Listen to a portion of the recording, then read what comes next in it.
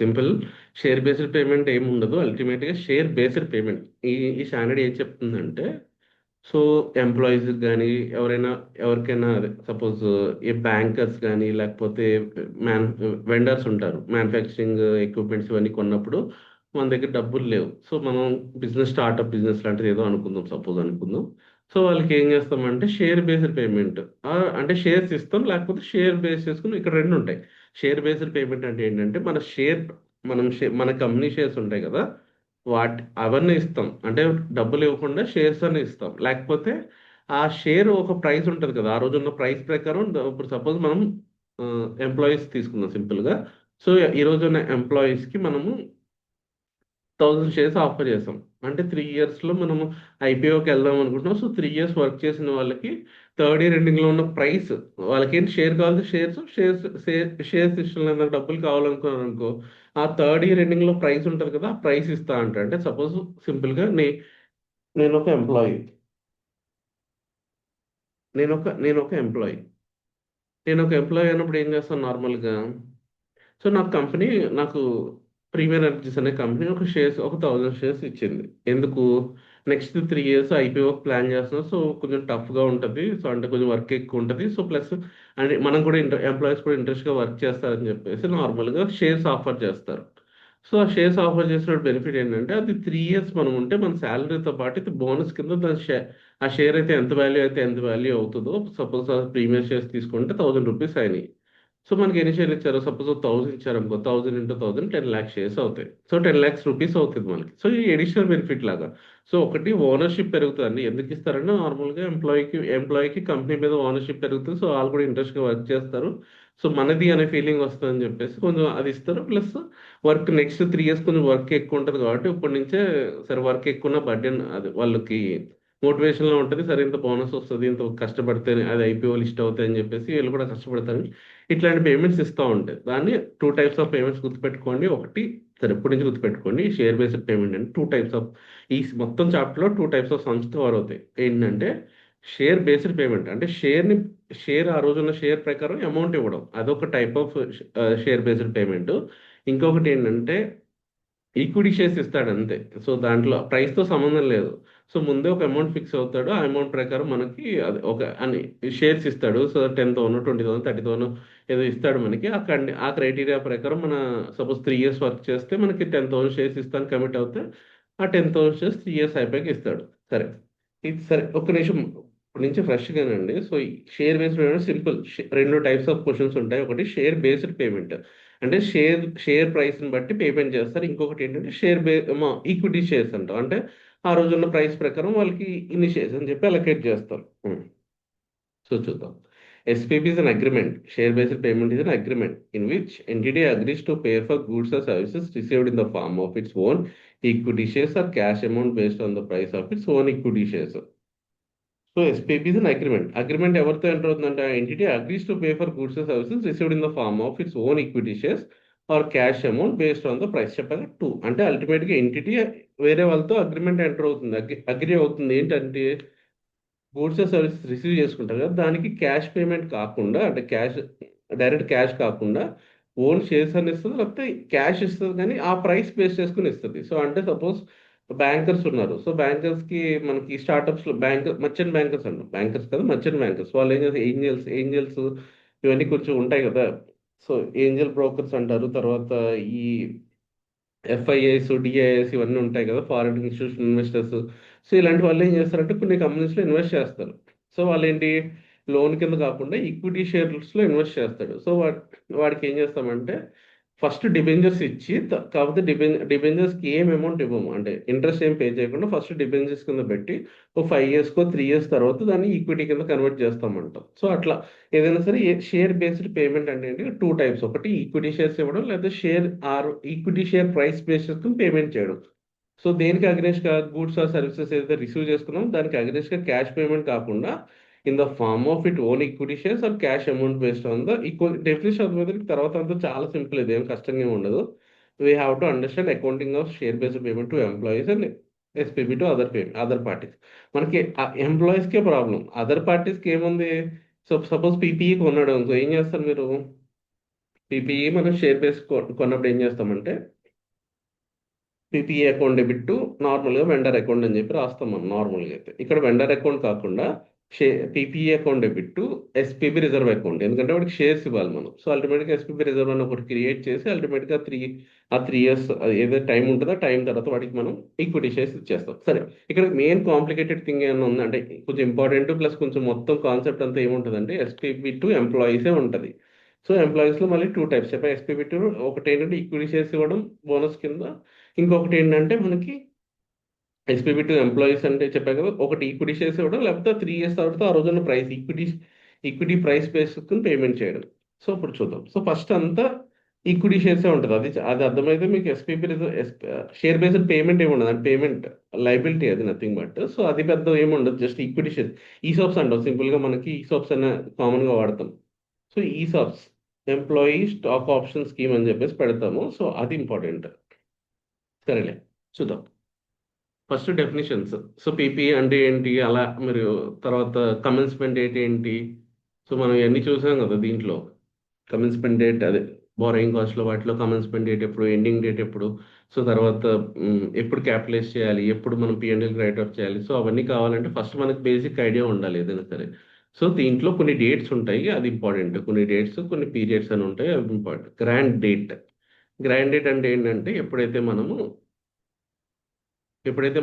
మనం కమ్యూనికేట్ చేస్తామో ఎంప్లాయీస్కి అండ్ బోర్డు కూడా అప్రూవ్ చేస్తుందో, ఆ రెండు డేట్స్ ఎప్పుడైతే ఫుల్ఫిల్ చేస్తుందో దాన్ని గ్రాండ్ డేట్ అంటాం. సింపుల్గా ఏంటంటే మనం ఎప్పుడైతే SBP plan is communicate to the employees and approved by the board, approved by the shareholders of the company, ఎందుకంటే బోనస్ షేర్ హోల్డర్స్ అప్రూవ్ చేయాలి.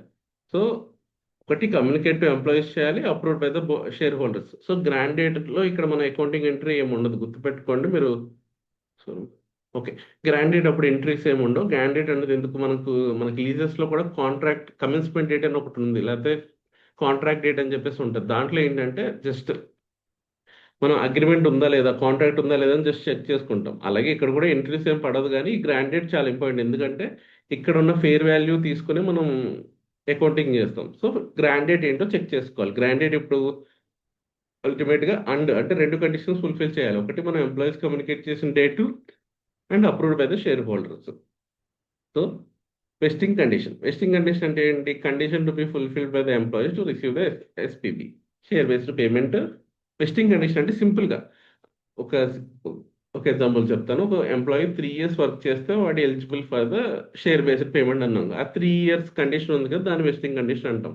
కొన్నిసార్లు ఏం చేస్తారంటే అన్ని టైమ్స్ ఇయర్స్ ఉండవు. ఒకసారి ఏం చేస్తారంటే ఇప్పుడు ఆల్రెడీ లిస్ట్ అయిపోయింది మార్కెట్లో, అది లిస్ట్ అయింది. సో 1000 రూపీస్ దగ్గర ట్రేడ్ అవుతుంది అనుకుందాం. సో ఇది 2000 రూపీస్ అవుతే నేను నీకు మళ్ళీ ఒక 10,000 షేర్స్కి అమౌంట్, 10,000 షేర్స్ ఇస్తా, లేదా 10,000 షేర్స్ వాల్యూ రూపీస్ ఇస్తా. సో అప్పుడు కండిషన్ ఏంటి ఇక్కడ, 1000 కాస్త 2000 అవడం, అంటే అల్టిమేట్గా 1000 ఇంక్రీజ్ అవడం కండిషన్. ఇలా వెస్టింగ్ కండిషన్, ఏదైతే కండిషన్ ఫుల్ఫిల్ చేస్తే వాడు ఎలిజిబుల్ అవుతున్నాడు అని చెప్తున్నానో ఆ కండిషన్ వెస్టింగ్ కండిషన్ అంటాం. So date on which employees will be entitle to SBP, ఓకేనా. Date on which vesting condition is fulfilled.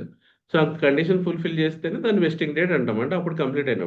వెస్టింగ్ condition అంటే అర్థమైంది కదా, ఏదైతే కండిషన్ అని చెప్తున్నానో. వెస్టింగ్ కండిషన్ అంటే ఏంటి, ఏదైతే ఫుల్ఫిల్ చేయాలి ఎంప్లాయీ ఎంప్లాయీ ఫుల్ఫిల్ చేస్తే వాడు ఎలిజిబుల్ అని చెప్తున్నానో దాన్ని వెస్టింగ్ కండిషన్ అంటున్నా. మామూలుగా అయితే సర్వీస్ కండిషన్ ఉంటే 3 ఇయర్స్ కండిషన్, 2 ఇయర్స్ కండిషన్ ఉంటుంది. ఆ 2 ఇయర్స్ కంప్లీట్ అయితే ఎలిజిబుల్ అన్నట్టు, అది 2 ఇయర్స్ అనేది వెస్టింగ్ కండిషన్. ఒక్కోసారి ఏమవుతుంది చెప్పాను కదా, 1000 కాస్త 2000, అంటే మార్కెట్ బేస్డ్ అంటాం, లేదా నాన్ మార్కెట్ అంటాం. నాన్ మార్కెట్ అంటే ఏంటి, సో ప్రాఫిట్ పర్సంటేజ్ పెరగడం అవన్నీ మన ఎంటిటీ చేతిలో ఉంటాయి. ఇప్పుడు షేర్ మార్కెట్లో మార్కెట్ ఇంత పర్సంటేజ్ గ్రోత్ అవ్వాలి, లేకపోతే ఎస్పీపీ ఎంత రావాలి, కాస్ట్ ఆఫ్ గుడ్స్ వాళ్ళు ఇంత ఇంత తగ్గాలి. కాస్ట్ ఆఫ్ గుడ్స్ వాళ్ళు అంటే మనకి మీరు ఆల్రెడీ ఇన్వెంటరీలో చూసారు కదా, purchases opening stock plus purchases minus closing stock. So అది మన చేతిలోనే ఉంటుంది. సో మనం దాని కాస్ట్ ఆఫ్ ప్రొడక్షన్ తగ్గించామనుకో, కాస్ట్ ఆఫ్ గుడ్స్ తగ్గిపోతుంది. సో ఇలాంటివి మన చేతిలో ఉంటే దాన్ని నాన్ మార్కెట్ కండిషన్స్ అంటాం. సో ఇప్పుడు మనకి మార్కెట్లో షేర్ ప్రైస్ పెరగాలంటే అది మన చేతిలో ఉండదు, బయట ఉన్న మార్కెట్ కండిషన్ అది. సో లేకపోతే ఏముంటది, గ్రోత్ మార్కెట్లో 10% గ్రోత్ రావాలి. సో ఇప్పుడు అంటే మన మార్కెట్ షేర్ పెరగాలి. ఇవన్నీ మార్కెట్ కండిషన్, ఇవి మన చేతిలో ఉండవు. సో ఇలా మార్కెట్, నాన్ మార్కెట్, ఇవాళ ఇలా కండిషన్స్ ఉంటాయి. ఒకటి సర్వీస్ కండిషన్స్ ఉంటాయి, అవన్నీ చూద్దాం. సరే. సో వెస్టింగ్ డేట్ అంటే ఏంటి? ఎప్పుడైతే వెస్టింగ్ కండిషన్ చెప్పాను కదా, 3 ఇయర్స్, 2 ఇయర్స్, లేకపోతే 2000 అవ్వడం, అది ఎప్పుడైతే ఫుల్ఫిల్ అవుద్దో దాన్ని వెస్టింగ్ డేట్ అంటాం. అంటే అప్పుడు ఎలిజిబుల్ అన్నట్టు. So date on which employee will be entitle to SPP payment, share based payment. Okay. Vesting period. So period అంటే ఏంటి? అల్టిమేట్గా వెస్టింగ్ కండిషన్ చెప్తాం కదా ఇక్కడ, దాన్నే వెస్టింగ్ పీరియడ్ కూడా అంటాం. అంటే అల్టిమేట్గా period from the grant date to the vesting date. So ఈ వెస్టింగ్ కండిషన్ సింపుల్ గా చెప్పాలంటే, వెస్టింగ్ పీరియడ్ ఇక్కడ 3 ఇయర్స్ కండిషన్ ఉంటే 3 ఇయర్స్, 2 ఇయర్స్ ఉంటే 2 ఇయర్స్. కాకపోతే ఈ 1000 2000 అవ్వాలని చెప్పాను కదా, దాంట్లో అక్కడ లేదు, కండిషన్లో లేదు, అక్కడ ఇయర్స్ లేవు. సో దాన్ని మనం ఎస్టిమేట్ చేస్తాం. ఎస్టిమేట్ చేసి ఎప్పుడైతే అది ఎప్పుడైతే రీచ్ అవుద్ది అనుకుంటామో అప్పుడు దాన్ని ఆ గ్రాండ్ డేట్ నుంచి వెస్టింగ్ డేట్ వరకు ఉన్న పీరియడ్ని మనము వెస్టింగ్ పీరియడ్ అంటాం. So period from the grant date to vesting date. Okay. Exercise period అంటే ఏంటి? వెస్టింగ్ అయిపోగానే ఇప్పుడు సపోజ్ 3 ఇయర్స్ అని చెప్పాను. 3 ఇయర్స్ ఇప్పుడు కంపెనీస్ ఎలా ఉంటాయంటే, ఇప్పుడు ఒక ఎగ్జాంపుల్ తీసుకుందాం సింపుల్గా. ఓకే. గ్రాండ్ డేట్ ఏమో నాకు 1 జనవరి 2024, అలా సింపుల్గా 31st, సారీ, ఫస్ట్ ఏప్రిల్ తీసుకుందాం, డేట్ కంఫర్టబుల్గా ఉంటుంది. 1 ఏప్రిల్ 2024 నా కంపెనీ అనౌన్స్ చేసింది. ఓకే. సో ఎవరైతే 3 ఇయర్స్ ఫుల్ఫిల్ చేస్తారు, 3 ఇయర్స్ వర్క్ చేస్తారో, అంటే నథింగ్ బట్ 3 ఇయర్స్ అంటే ఏంటి? 24 ఏప్రిల్ ఇచ్చింది కాబట్టి 25, 26, 27, 31 మార్చ్ 2027 వరకు ఎవరైతే ఎంప్లాయీస్ కంటిన్యూస్గా వర్క్ చేస్తారో వాళ్ళకి 10,000 రూపీ, 10,000 షేర్స్ కింద ఇస్తానని చెప్పేసి, ఈసాప్స్ కింద ఇస్తానని చెప్పేసి అనౌన్స్ చేసింది. సో షేర్ హోల్డర్స్ కూడా సపోజ్ అదే డేట్లో అప్రూవ్ చేసాము. సో ఇప్పుడు 1 ఏప్రిల్ 2024 అన్నది గ్రాండ్ డేట్. సో నెక్స్ట్ ఏంటి? వెస్టింగ్ కండిషన్. నేను చెప్పాక 3 ఇయర్స్ ఎవరైతే వర్క్ చేస్తారో కంటిన్యూస్గా, అది వెస్టింగ్ కండిషన్. 3 ఇయర్స్ అన్నది వెస్టింగ్ కండిషన్. వెస్టింగ్ డేట్ ఎప్పుడు? 31st March 2007. ఇప్పుడు ఆల్రెడీ చేశారుగా 5, 6, 7. సో 31st March 2007 అనేది వెస్టింగ్ డేట్. సో వెస్టింగ్ పీరియడ్ అంటే ఏంటి? వెస్టింగ్ పీరియడ్ అంటే వెస్టింగ్ కండిషన్ వెస్టింగ్ పీరియడ్ అయింది, ఎందుకంటే ఇది సర్వీస్ రిలేటెడ్ కండిషన్ కాబట్టి. అంటే పీరియడ్ ఇచ్చేసాడు వాడే, సో అదే వెస్టింగ్ పీరియడ్ అయిపోతుంది, అది ప్రాబ్లం లేదు. సపోజ్ వాడు ఇవ్వలేదు అంటే, మార్కెట్ కండిషన్స్ కానీ నాన్ మార్కెట్ కండిషన్స్లో వాడు ఇవ్వడు. ఏంటి? సింపుల్గా 1000 2000 షేర్ అవ్వాలి, లేకపోతే 10% ప్రాఫిట్ 20% ప్రాఫిట్ అవ్వాలి, లేకపోతే 1000 ప్రాఫిట్ 2000 రూపీస్ ప్రాఫిట్ అవ్వాలి. సో ఇట్లాంటి కండిషన్స్ ఇస్తారు. అవి వాటికి అప్పుడు టైం ఉండదు, మనం అప్పుడు ఎస్టిమేట్ చేయాలి దాన్ని. ఓకే. ఎస్టిమేట్ ఎలా చేస్తాం? సింపుల్గా అది ఎప్పుడు ఫుల్ఫిల్ ఇక్కడ ఉంది కదా, వెస్టింగ్ డేట్ ఐడెంటిఫై చేయాలి. వెస్టింగ్ డేట్ అంటే ఎక్స్పెక్టెడ్ టు బి, ఎప్పుడు ఫుల్ఫిల్ చేస్తామని ఎస్టిమేట్ చేయాలి. లేనప్పుడు మనం ఎస్టిమేట్ చేసి 2 ఇయర్స్ 3 ఇయర్స్ 4 ఇయర్స్ ఫిక్స్ చేసుకుని దాన్ని వెస్టింగ్ పీరియడ్ కింద తీసుకుంటాం. ఓకే. ఎక్సైజ్ పీరియడ్ ఏంటంటే, సో ఇప్పుడు నేను చెప్పాను కదా, 10,000 రూపీస్ మనకి 10,000 షేర్స్ ఇస్తుందని చెప్పింది కంపెనీ. సో ఇప్పుడు 31st March 2007 I'm eligible. 3 years work చేస్తే 31st March 2007 మనం ఎలిజిబుల్. కానీ ప్రాబ్లం ఏంటి? ఇప్పుడు ఎలా ఉంటుందంటే కండిషను, రూ. 100కి ఇస్తుంది. యాక్చువల్గా రూ. 1000 ఉంటుంది, మనకు రూ. 100 ఇస్తుంది. సో రూ. 100 మన దగ్గర ఆ రోజు వెంటనే ఉండవు కదా డబ్బులు పే చేయడానికి. సో ఎక్సైజ్ పీరియడ్ అంటాం. అంటే ఇంకొక 6 మంత్స్ టైం ఇస్తుంది మనకి. సో ఏంటి? ఈ 6 మంత్స్లో నువ్వు డబ్బులు తెచ్చుకుని, అంటే డబ్బులు నువ్వు లోన్ తీసుకుంటావా ఏం చేస్తావు నీ ఇష్టం. సో ఆ 6 మంత్స్లో అడ్జస్ట్ చేసుకుని నా దగ్గరికి ఆ రూ. 100 పే చేస్తే, అంటే రూ. 100 అంటే షేర్కి రూ. 100, 1000 షేర్లు అని అన్నట్టు 1000 × 100 1,00,000 నాకు పే చేయి. నీకు అప్పుడు నీ షేర్లు నీకు ఇచ్చేస్తాను. సో అది వెస్టింగ్ పీరియడ్. ఎక్సైజింగ్ పీరియడ్ అంటే మనం ఎక్సైజ్ చేసుకోవడానికి మనకి కంపెనీ టైం ఇస్తుంది, 6 మంత్స్ 1 ఇయర్ టైం ఇస్తుంది. 1 ఇయర్ వెస్టింగ్ అయిన తర్వాత వస్తుంది ఇది. వెస్టింగ్ అయితేనే కదా మనకి 1 ఇయర్ టైం ఇచ్చి దాన్ని నువ్వు పే చేస్తే వాడు షేర్స్ ఇచ్చేది. నువ్వు ఎలిజిబులే కాకపోతే నువ్వేం పే చేయక్కర్లేదు, అండ్ నీకే షేర్లు ఇవ్వడు. సో ఎప్పుడైతే వెస్టింగ్ కండిషన్ ఫుల్ఫిల్ అవుతుందో, వెస్టింగ్ పీరియడ్ అయిపోతుందో, ఆ తర్వాత ఎక్సైజింగ్ పీరియడ్ ఉంటుంది. ఎక్సైజింగ్ పీరియడ్ అంటే ఎంప్లాయీస్కి ఒక టైం ఇస్తుంది. ఆ వన్ ఇయర్ 2 ఇయర్స్ 3 ఇయర్స్, లేకపోతే అంత టైం ఇవ్వదులే, కానీ మాక్సిమం 1 ఇయర్ ఇస్తుంది. 1 ఇయర్ లోపు నువ్వు అది క్లెయిమ్ చేసుకోవాలి ఆ షేర్స్ని. దాన్ని ఎక్సైజింగ్ పీరియడ్ అంటాం, 1 ఇయర్ని. ఎక్సైజింగ్ ప్రైస్ అంటే ఏంటి? ఆల్రెడీ ఫిక్స్ అయి ఉంటుంది కదా, 1000 అని చెప్పాను చూడు, 1000 100, అది vesting exercising price at which employees can purchase shares in the equity settlement SBP. So it can be zero also. అంటే ఏం చెప్పాను కదా, 100 రూపీస్ ఉంది కదా, 100 రూపీస్ మనం పే చేయాలని కండిషన్ పెట్టింది అనుకో, ఆ 100 రూపీస్ ఎక్సైజింగ్ ప్రైస్. ఒక్కోసారి జీరో, అంటే నువ్వు ఒక్క రూపాయి కూడా పే చేయట్లేదు, 10,000 షేర్స్ ఇస్తాను 3 ఇయర్స్ వర్క్ చేస్తే అని చెప్పేసి కండిషన్ ఇస్తే అప్పుడు జీరో కూడా అవుద్దని చెప్తున్నాడు. సరే. ఇక్కడ ఎగ్జాంపుల్ ఇచ్చారు చూడు, grand date 1 April 2022 grand date అంటున్నాడు. వెస్టింగ్ పీరియడ్ ఏంటంటే 3 ఇయర్స్ అంటే వెస్టింగ్ పీరియడ్ అంటే. సో 22, 23, 24, 25, అంటే 25 వరకు, 31st March 2025 వరకు వర్క్ చేయాలి. వెస్టింగ్ డేట్ వచ్చి ఇంకా last date 31st March 2025. Excising period 1 year time ఇచ్చాడు ఇక్కడ, 25 నుంచి 26 అంటే 1 ఇయర్ టైం ఇచ్చాడు. ఈ 1 ఇయర్ని ఎక్సైజింగ్ పీరియడ్ అంటాం. ఓకే. క్లారిటీ వచ్చింది కదా. ఇక్కడ fair value of SPB to employees. ఇక్కడ ఏంటంటే మామూలుగా ఇది చెప్తారు కానీ value of option calculated using the option pricing method like binomial ఇవన్నీ మనకి బ్లాక్ షూస్ మోడల్ ఇవన్నీ మనకి ఏఎఫ్ఎంలో ఉంటాయి కానీ ఇక్కడ అవసరం లేదు. ఇక్కడ వాడు డైరెక్ట్ ఇస్తాడు. ఇట్ ఈస్ ఆల్ ఇక్కడ రాసాడు చూడు నెక్స్ట్ పాయింట్ అదే it is always given in the question. In case of equity settlement SPB to employees fair value of options at the grant date will be considered. So చెప్పాను కదా ఇందాక చెప్పాను చూడండి ఈ sops అన్నప్పుడు ఎప్పుడు గ్రాండ్ డేట్లోనే ఫేర్ వాల్యూ క్యాలిక్యులేట్ చేయాలి అంటే నేను గ్రాండ్ డేట్లో క్వశ్చన్లో ఇస్తాడు సింపుల్గా ఏంటి 1000 షేర్ ఉందని చెప్పి థౌజండ్ షేర్స్ అన్నా కదా ఒక్కొక్క షేర్ ఫేర్ వాల్యూ ఇస్తాడు. సపోజ్ థౌజండ్ ఉందంటే 1000 ఇవ్వడు ఒక 500 600 ఇస్తాడు దాని క్వశ్చన్లో ఇస్తాడు ఫేర్ వాల్యూ. ఏ డేట్ అక్కడ కన్ఫ్యూజ్ చేయడానికి రెండు డేట్స్ ఇస్తాడు గ్రాండ్ డేటు వెస్టింగ్ డేటు. మనం ఏం చేయాలంటే ఈ సాప్స్ అంటే ఏంటి ఈక్విటీ షేర్స్ ఇవ్వడం ఎంప్లాయీస్కి. ఆ కేసులో ఏంటంటే గ్రాండ్ డేట్ కన్సిడర్ చేయాలి కానీ సెకండ్ తోటి ఉంటుంది మళ్ళీ.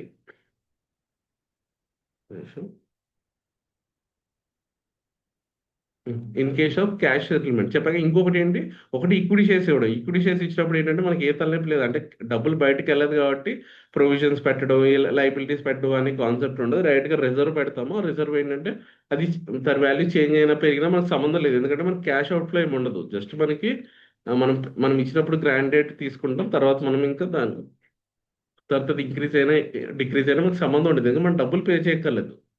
ఈక్విటీ షేర్స్ ఇవ్వాలి 10,000 ఈక్విటీ షేర్స్ 1000 ఈక్విటీ షేర్స్ ఇవ్వాలి కాబట్టి సో అది ఒక్కసారి అంటే grand date not fair value తీసుకుని ఎవ్రీ ఇయర్ అంత expenditure suppose grand date not 1000 ఉంది అనుకుందాం ఒక్కొక్క షేర్. సో సపోజ్ నా ఒక్కడికి ఇచ్చాను అనుకుందాం ఎగ్జాంపుల్ సింపుల్గా ఉంటుంది. సో 1000 ఇంటూ 1000 ఎంత 10 lakhs అని చెప్పాను కదా 10 lakhs. సో ఇప్పుడు 10 lakhs 3 years రైట్ ఆఫ్ చేయాలంటే ఫస్ట్ ఇయర్ ఎంత అవుతుంది 10 lakhs divide by 3,33,333. Second year కూడా అంతే 3,33,333. థర్డ్ ఇయర్ కూడా అంతే ఇలా రైట్ ఆఫ్ అవుతుంది. అదేంటంటే ఈ సబ్ షేర్స్ ఇస్తా అంటే అదే సపోజ్ షేర్ బేస్ చేసుకుని పేమెంట్ ఇస్తా cash settlement SPP to employees అంటే ఇక్కడ ఈ ఎగ్జాంపుల్లో తీసుకుంటే 31st వెస్టింగ్ డేట్ ఇది కదా 31st March 2025 ఎంత ఉంటే నీకు అంత ప్రైస్ ఇస్తాను. సో నువ్వు అప్పుడు తీసుకుంటే ఓకే లేకపోతే 1 yearలో ఎప్పుడు తీసుకున్నా నీకు ఆ రోజు ఉన్న ప్రైస్ ప్రకారం నీకు పేమెంట్ చేస్తాను ఎప్పుడు ఎక్సైజ్ చేసుకున్నా. సో అప్పుడు ఏంటంటే ఈ డేట్ తీసుకోం గ్రాండ్ డేట్ తీసుకోం మనం ఫేర్ వాల్యూ ఇక్కడ 31st March 2023 తీసుకుంటాం. సెకండ్ ఇయర్లోనేమో 31st March 2024 తీసుకుంటాం. థర్డ్ ఇయర్ ఏమో 31st March 2025 తీసుకుంటాం. అంటే ఆ రోజున్న ఫేర్ వాల్యూ తీసుకుంటాం అంటే బ్యాలెన్స్ షీట్ డేట్ నాటు ఉన్న ఫేర్ వాల్యూ తీసుకుంటాం. సో ఓకేనా ఓకే సరే ఇక్కడ వరకు ఏమైనా డౌట్ ఉందా ఇంక ఇక్కడతో డెఫినేషన్స్ అయిపోయింది నెక్స్ట్ నుంచి ఇంకా సమ్స్ మొదలైపోతాయి అంటే ఈ సాప్స్ని తర్వాత షేర్ బేస్డ్ పేమెంట్ రెండు స్టార్ట్ అయిపోతాయి. ఫస్ట్ ఇదంతా జనరల్ కాన్సెప్ట్ అంటే రెండింటిలో యూజ్ అయ్యే కాన్సెప్ట్స్ ఇవి. దీంట్లో డౌట్ ఉంటే చెప్పండి ఒక్కసారి రివైజ్ చేసి కాలితే ఏదైనా పాయింట్ అర్థం కాదు గ్రాండ్ డేట్ అర్థం కాలేదు వెస్టింగ్ కండిషన్ అర్థం కాలేదు వెస్టింగ్ డేట్ అర్థం కాలేదు ఏం అర్థం కాలేదు ఒకసారి చెప్తే ఏమైనా డౌట్ ఉంటే అది చెప్పి ఇంకా నెక్స్ట్ ఈ సాప్స్కి వెళ్ళిపోతుంది. ఇది అర్థమైతే నెక్స్ట్ సింపుల్ ఏమి ఉండదు జస్ట్ నేను ఆల్రెడీ చెప్పేసాను ఈ సాప్స్ ఏం చెప్పాను ఓవర్ ద ఇయర్ మనం దాన్ని రైట్ ఆఫ్ చేసుకుంటూ వెళ్ళిపోతాం. ఈ రోజున గ్రాండ్ వాల్యూ మనం ఐడెంటిఫై చేసి ఓకే ఇద్దరికి ఏం డౌట్ లేదు ఓకే సింపుల్ ఓకే. ఇప్పుడు నెక్స్ట్ స్టెప్ వెళ్దాం అయితే ఈ సాప్స్ అంటే equity settlement SPB to employees. So equity share అంటే షేర్ బేస్డ్ పేమెంట్లో 2 మెథడ్స్ అని చెప్పాను equity settlement cash settlement. Equity settlement అంటే షేర్స్ ఇస్తాం వాళ్ళకి. సో ఇక్కడ రెండింటికి డిఫరెన్స్ ఎందుకు వస్తుంది అంటే ఈక్విటీ షేర్స్ ఇస్తే కంపెనీ నుంచి క్యాష్ ఏం వెళ్ళదు అల్టిమేట్గా 10,000 షేర్స్ ఇస్తాం అనుకుని ఇచ్చేస్తున్నాం అంతే. దానివల్ల అంటే తర్వాత ఇంక్రీజ్ డిక్రీజ్ అన్న కాన్సెప్ట్ ఉండదు ఎందుకంటే మనం డబ్బులు ఏమి ఇవ్వక్కర్లేదు వాళ్ళకి షేర్స్ ఇస్తాం కాబట్టి ఆ షేర్స్ బెనిఫిట్ అవుతాయి ఎంప్లాయీ బెనిఫిట్ అవుతాడు డిక్రీజ్ అవుతాయి ఎంప్లాయీ లాస్ అవుతాడు అంతేగాని ఎంటిటీకి మాత్రం షేర్స్ ఇవ్వాలి 10,000 షేర్లు ఇవ్వాలి అంతే. సో దీనివల్ల క్యాష్ ఎఫెక్ట్ ఏమి ఉండదు కాబట్టి ఎవ్రీ ఇయర్ రీవాల్యుయేషన్ కాన్సెప్ట్ అంటే మీకు సింపుల్గా చెప్పాలంటే రీవాల్యుయేషన్ మోడల్ ఉండదు దీంట్లో. ఎప్పుడైతే మనం కాస్ట్ మెథడ్ ఫాలో అవుతామని చెప్పాలి సింపుల్గా. కాస్ట్ మెథడ్ అంటే ఏంటి గ్రాండ్ డేట్ నాడు ఏదైతే కాస్ట్ అది ఫేర్ వాల్యూ ఉంటుందో అది తీసుకుని దాన్ని రైట్ ఆఫ్ చేసుకుంటూ వెళ్తాం తప్పితే దాన్ని మళ్ళీ రీవాల్యూ చేసి ఇది ఈ తలనొప్పి అంతా ఉండదు. ఈ సాప్స్ చాలా సింపుల్ ఈక్విటీ సెటిల్మెంట్ చాలా సింపుల్. సో ఇప్పుడు చూద్దాం ESOP's expenses is to be booked over the vesting period on SLM basis. చెప్పాక SLM basis అంటే 3 years అంటే ఆ 3 yearsలో SLM basis అంటే చెప్పాక 10 lakhs డివైడ్ బై 3,33,000 3,33,000 3,33,000 చేసుకుంటే వెళ్ళిపోవాలని చెప్తున్నాడు. ఓకే కానీ ఇక్కడ చిన్న లాజిక్ ఉంటుంది నేను ఒకటే ఎంప్లాయీ తీసుకున్నాను కాబట్టి అట్లా చేసేస్తూ సింపుల్గా అయిపోతుంది. కానీ ఇప్పుడు 10 మంది ఎంప్లాయీస్ ఉన్నారు. సో 10 మంది 3 years వరకు వర్క్ చేయరు కదా. సో ఇక్కడ expected employees to be fulfil the vesting condition అని చెప్పేసి ఒక కాన్సెప్ట్ వస్తుంది. ఇదే number of employees expected to be fulfilled. ఎందుకంటే ఒకడే ఉంటే ఓకే నేను ఉంటానని చెప్పేసి అజంప్షన్ ఏదో తీసుకుంటారు వల్ల అయిపోతుంది. కానీ కంపెనీలో 1000 మెంబర్స్ 2000 మెంబర్స్కి ఇస్తారు. సింపుల్గా చెప్పాలంటే ఒక 1000 మెంబర్స్కి ఈ సాప్స్ ఇచ్చారు. 1000 మెంబర్స్ ఉండరు కదా, వాళ్ళకి బెస్ట్ ఆపర్చునిటీ వచ్చింది తర్వాత వేరే కంపెనీ వాళ్ళు మళ్ళీ జాయిన్ అయితే ఈ సాప్ శాలరీ ప్లస్ ఈ సాప్స్ వాళ్ళు ఇస్తా అన్నారు. సో ఈ కంపెనీ కంటే ఆ కంపెనీ ప్యాకేజ్ ఎక్కువ ఉంది, ఈ సాప్స్ కూడా వాళ్ళే ఎక్కువ ఇస్తా అన్నారు, వెళ్ళిపోతారు. సో లేకపోతే మనం ఈ సాప్స్ మనం చాలా మంది ఏం చేస్తే ఎస్టిమేట్ చేసుకుంటారు ఈ సాప్స్ వల్ల ఎంత వస్తుంది, ఒక 5 lakhs 10 lakhs వస్తుంది. ఇప్పుడు నేను జాబ్ షిఫ్ట్ అవుతే నాకు 5 lakhs ఇంక్రిమెంట్ వస్తుంది, 3 yearsలో నాకు 15 lakhs వస్తుంది, ఈ సాప్ వల్ల 10 lakhs బెనిఫిట్. సో ఇట్లాంటి ఏదైనా కండిషన్స్ వల్ల షిఫ్ట్ అయిపోతూ ఉంటారు. ఓకే, ఆ షిఫ్ట్ అయిపోయినప్పుడు అంటే అందుకే షిఫ్ట్ అయిపోతారు కాబట్టి మనం ఎక్స్పెక్టెడ్ నెంబర్ ఆఫ్ ఎంప్లాయీస్ తీసుకోవాలి. ఇక్కడ యాక్చువల్ నెంబర్ ఆఫ్ ఎంప్లాయీస్ కాకుండా number of employees expected to be fulfil the condition of అంటే ఈచ్ ఇయర్ అండి. అంటే సింపుల్గా 1000 మెంబర్స్కి ఇస్తే 1000 మెంబర్స్లో ఎంతమంది ఉంటారు. సో మనం ఆల్రెడీ గ్రాండ్ డేట్ ఎప్పుడు అకౌంటింగ్ చేస్తాం చెప్పు, గ్రాండ్ డేట్ నాడు చేయం. గ్రాండ్ డేట్ రోజు మనం ఫేర్ వాల్యూ ఒకటే తీసుకుంటాం. కానీ అకౌంటింగ్ చేసేదంతా ఇక్కడ వెస్టింగ్ పీరియడ్లో బ్యాలెన్స్ షీట్ డేట్ నాడు చేస్తాం, అంటే 31st మార్చ్కి చేస్తాం. సో ఫస్ట్ బ్యాలెన్స్ అంటే ఇప్పుడు సపోజ్ ఇక్కడ ఫస్ట్ 1/4/2022లో గ్రాండ్ డేట్ అక్కడ 1000 మందికి ఇచ్చాం. సో వెస్టింగ్ పీరియడ్కి వచ్చేటప్పటికి ఏమవుతారు, ఆల్రెడీ ఒక 10 మందో 20 మందో వెళ్ళిపోతారు 1000 మందిలో. సో ఇప్పుడు ఏం చేయాలంటే సింపుల్గా ఆ 1000 మందిలో 20 మందిని తీసేయి, అంటే 980 మెంబర్స్ ఉన్నారు. సో ఆ 980 మెంబర్స్లో కూడా మళ్ళీ ఒక 10% వెళ్ళిపోతారని అజంప్షన్ తీసుకుందాం. సో 980 ఇంటూ 90%, ఎందుకంటే 10% వెళ్ళిపోతారు కాబట్టి 90 మెంబర్సే ఉంటారు. సో 980లోంచి 98 తీసేస్తే ఎంత వస్తుంది, కొంచెం అర్థం చేసుకోండి. కాన్సన్ట్రేషన్ ఉంటే అర్థమవుతుంది, ఎందుకంటే మళ్ళీ ఒకసారి రివైజ్ చేస్తాను, ఇదేమో వన్ టైం చెప్పి వదిలేను. సో మళ్ళీ అలాగే రివైజ్ చేస్తాను కాబట్టి ఒకసారి ఫస్ట్ సారి మిస్ అయినా క్లారిటీ మిస్ అయినా మధ్యలో వచ్చేస్తుంది, అంటే రెండోసారి చెప్పినప్పుడు వస్తుంది. అప్పుడు కూడా రాకపోతే అడగండి, నేను చెప్తాను. సో -20 ఇది యాక్చువల్ ఎంప్లాయీస్. ఎప్పుడు ఇది యాక్చువల్ ఎంప్లాయీస్, 31st మార్చ్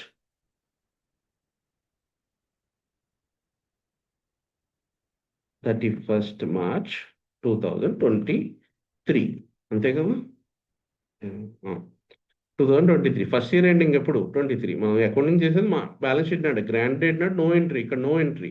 మనకి ఇక్కడ 3 ఎంట్రీస్ వస్తాయి అంతే, సింపుల్గా చెప్పాలంటే ఇక్కడ నో ఎంట్రీ, ఇక్కడ 3 ఎంట్రీస్ వస్తాయి. ఎవ్రీ ఇయర్ ఎండ్లో ఒక్కొక్క ఎంట్రీ వస్తుంది. సో ఫస్ట్ ఇయర్ ఎండింగ్ వచ్చేటప్పటికి యాక్చువల్ ఎంప్లాయీస్ ఎంతమంది ఉన్నారు, 90. సో ఎక్స్పెక్టెడ్ ఎంతమంది వెళ్ళిపోతారని ఎక్స్పెక్టెడ్ 10%, అంటే ఇంకెంతమంది ఉంటారు సింపుల్గా ఎక్స్పెక్టెడ్ నెంబర్ ఆఫ్, కోడింగ్ చాలా ఇంపార్టెంట్, నెంబర్ ఆఫ్ ఈచ్. అది అర్థమైతే మీకు సింపుల్గా డెఫినేషన్ అదే కాన్సెప్ట్ అర్థమైపోతుంది. ఎక్స్పెక్టెడ్ నెంబర్ ఆఫ్ ఎంప్లాయీస్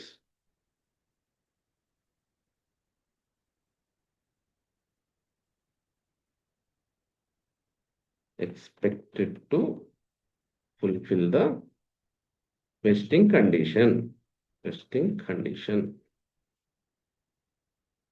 సరే సింపుల్, మళ్ళీ 2 సార్లు వచ్చినట్టుంది. Number of employees expected to fulfil the vesting condition అంటే ఇక్కడ ఇప్పుడు నీకు తెలిసిపోయింది, ఆల్రెడీ 20 మంది వెళ్ళిపోయారు. సో 980 మెంబర్స్ ఉన్నారు, దాంట్లో మళ్ళీ 10% వెళ్ళిపోతారు అనుకుంటున్నావు నువ్వు. సో సింపుల్గా ఇంటూ 100 మైనస్ 10%. సో 882 మెంబర్సే ఉంటారు. సో ఇప్పుడు సింపుల్గా ఎక్స్పెండిచర్ ఏం చేస్తాం, first year expenditure 882, grant date నాడు సపోజ్ 1000 ఉందనుకుందాం, into 1000 into number of employees ఎంతమంది, so 1000 into fair value number of options, sorry ఒక్కొక్కరికి ఎన్ని షేర్లు ఇచ్చావు, 1000 షేర్స్ ఇచ్చావు, ఇంటూ 1000 ఇంటూ 100, అంటే అల్టిమేట్గా మనం ఇంత ఎక్స్పెండిచర్ 3 ఇయర్స్లో చేయాలి. ఇప్పుడు మనం ఫస్ట్ ఇయర్ ఎంత చేయాలి, డివైడెడ్ బై సింపుల్గా 3 ఇంటూ 1. ఓకే, అంటే ఫస్ట్ ఇయర్లో మనం రైట్ ఎక్స్పెండిచర్ బుక్ చేయాల్సింది 29,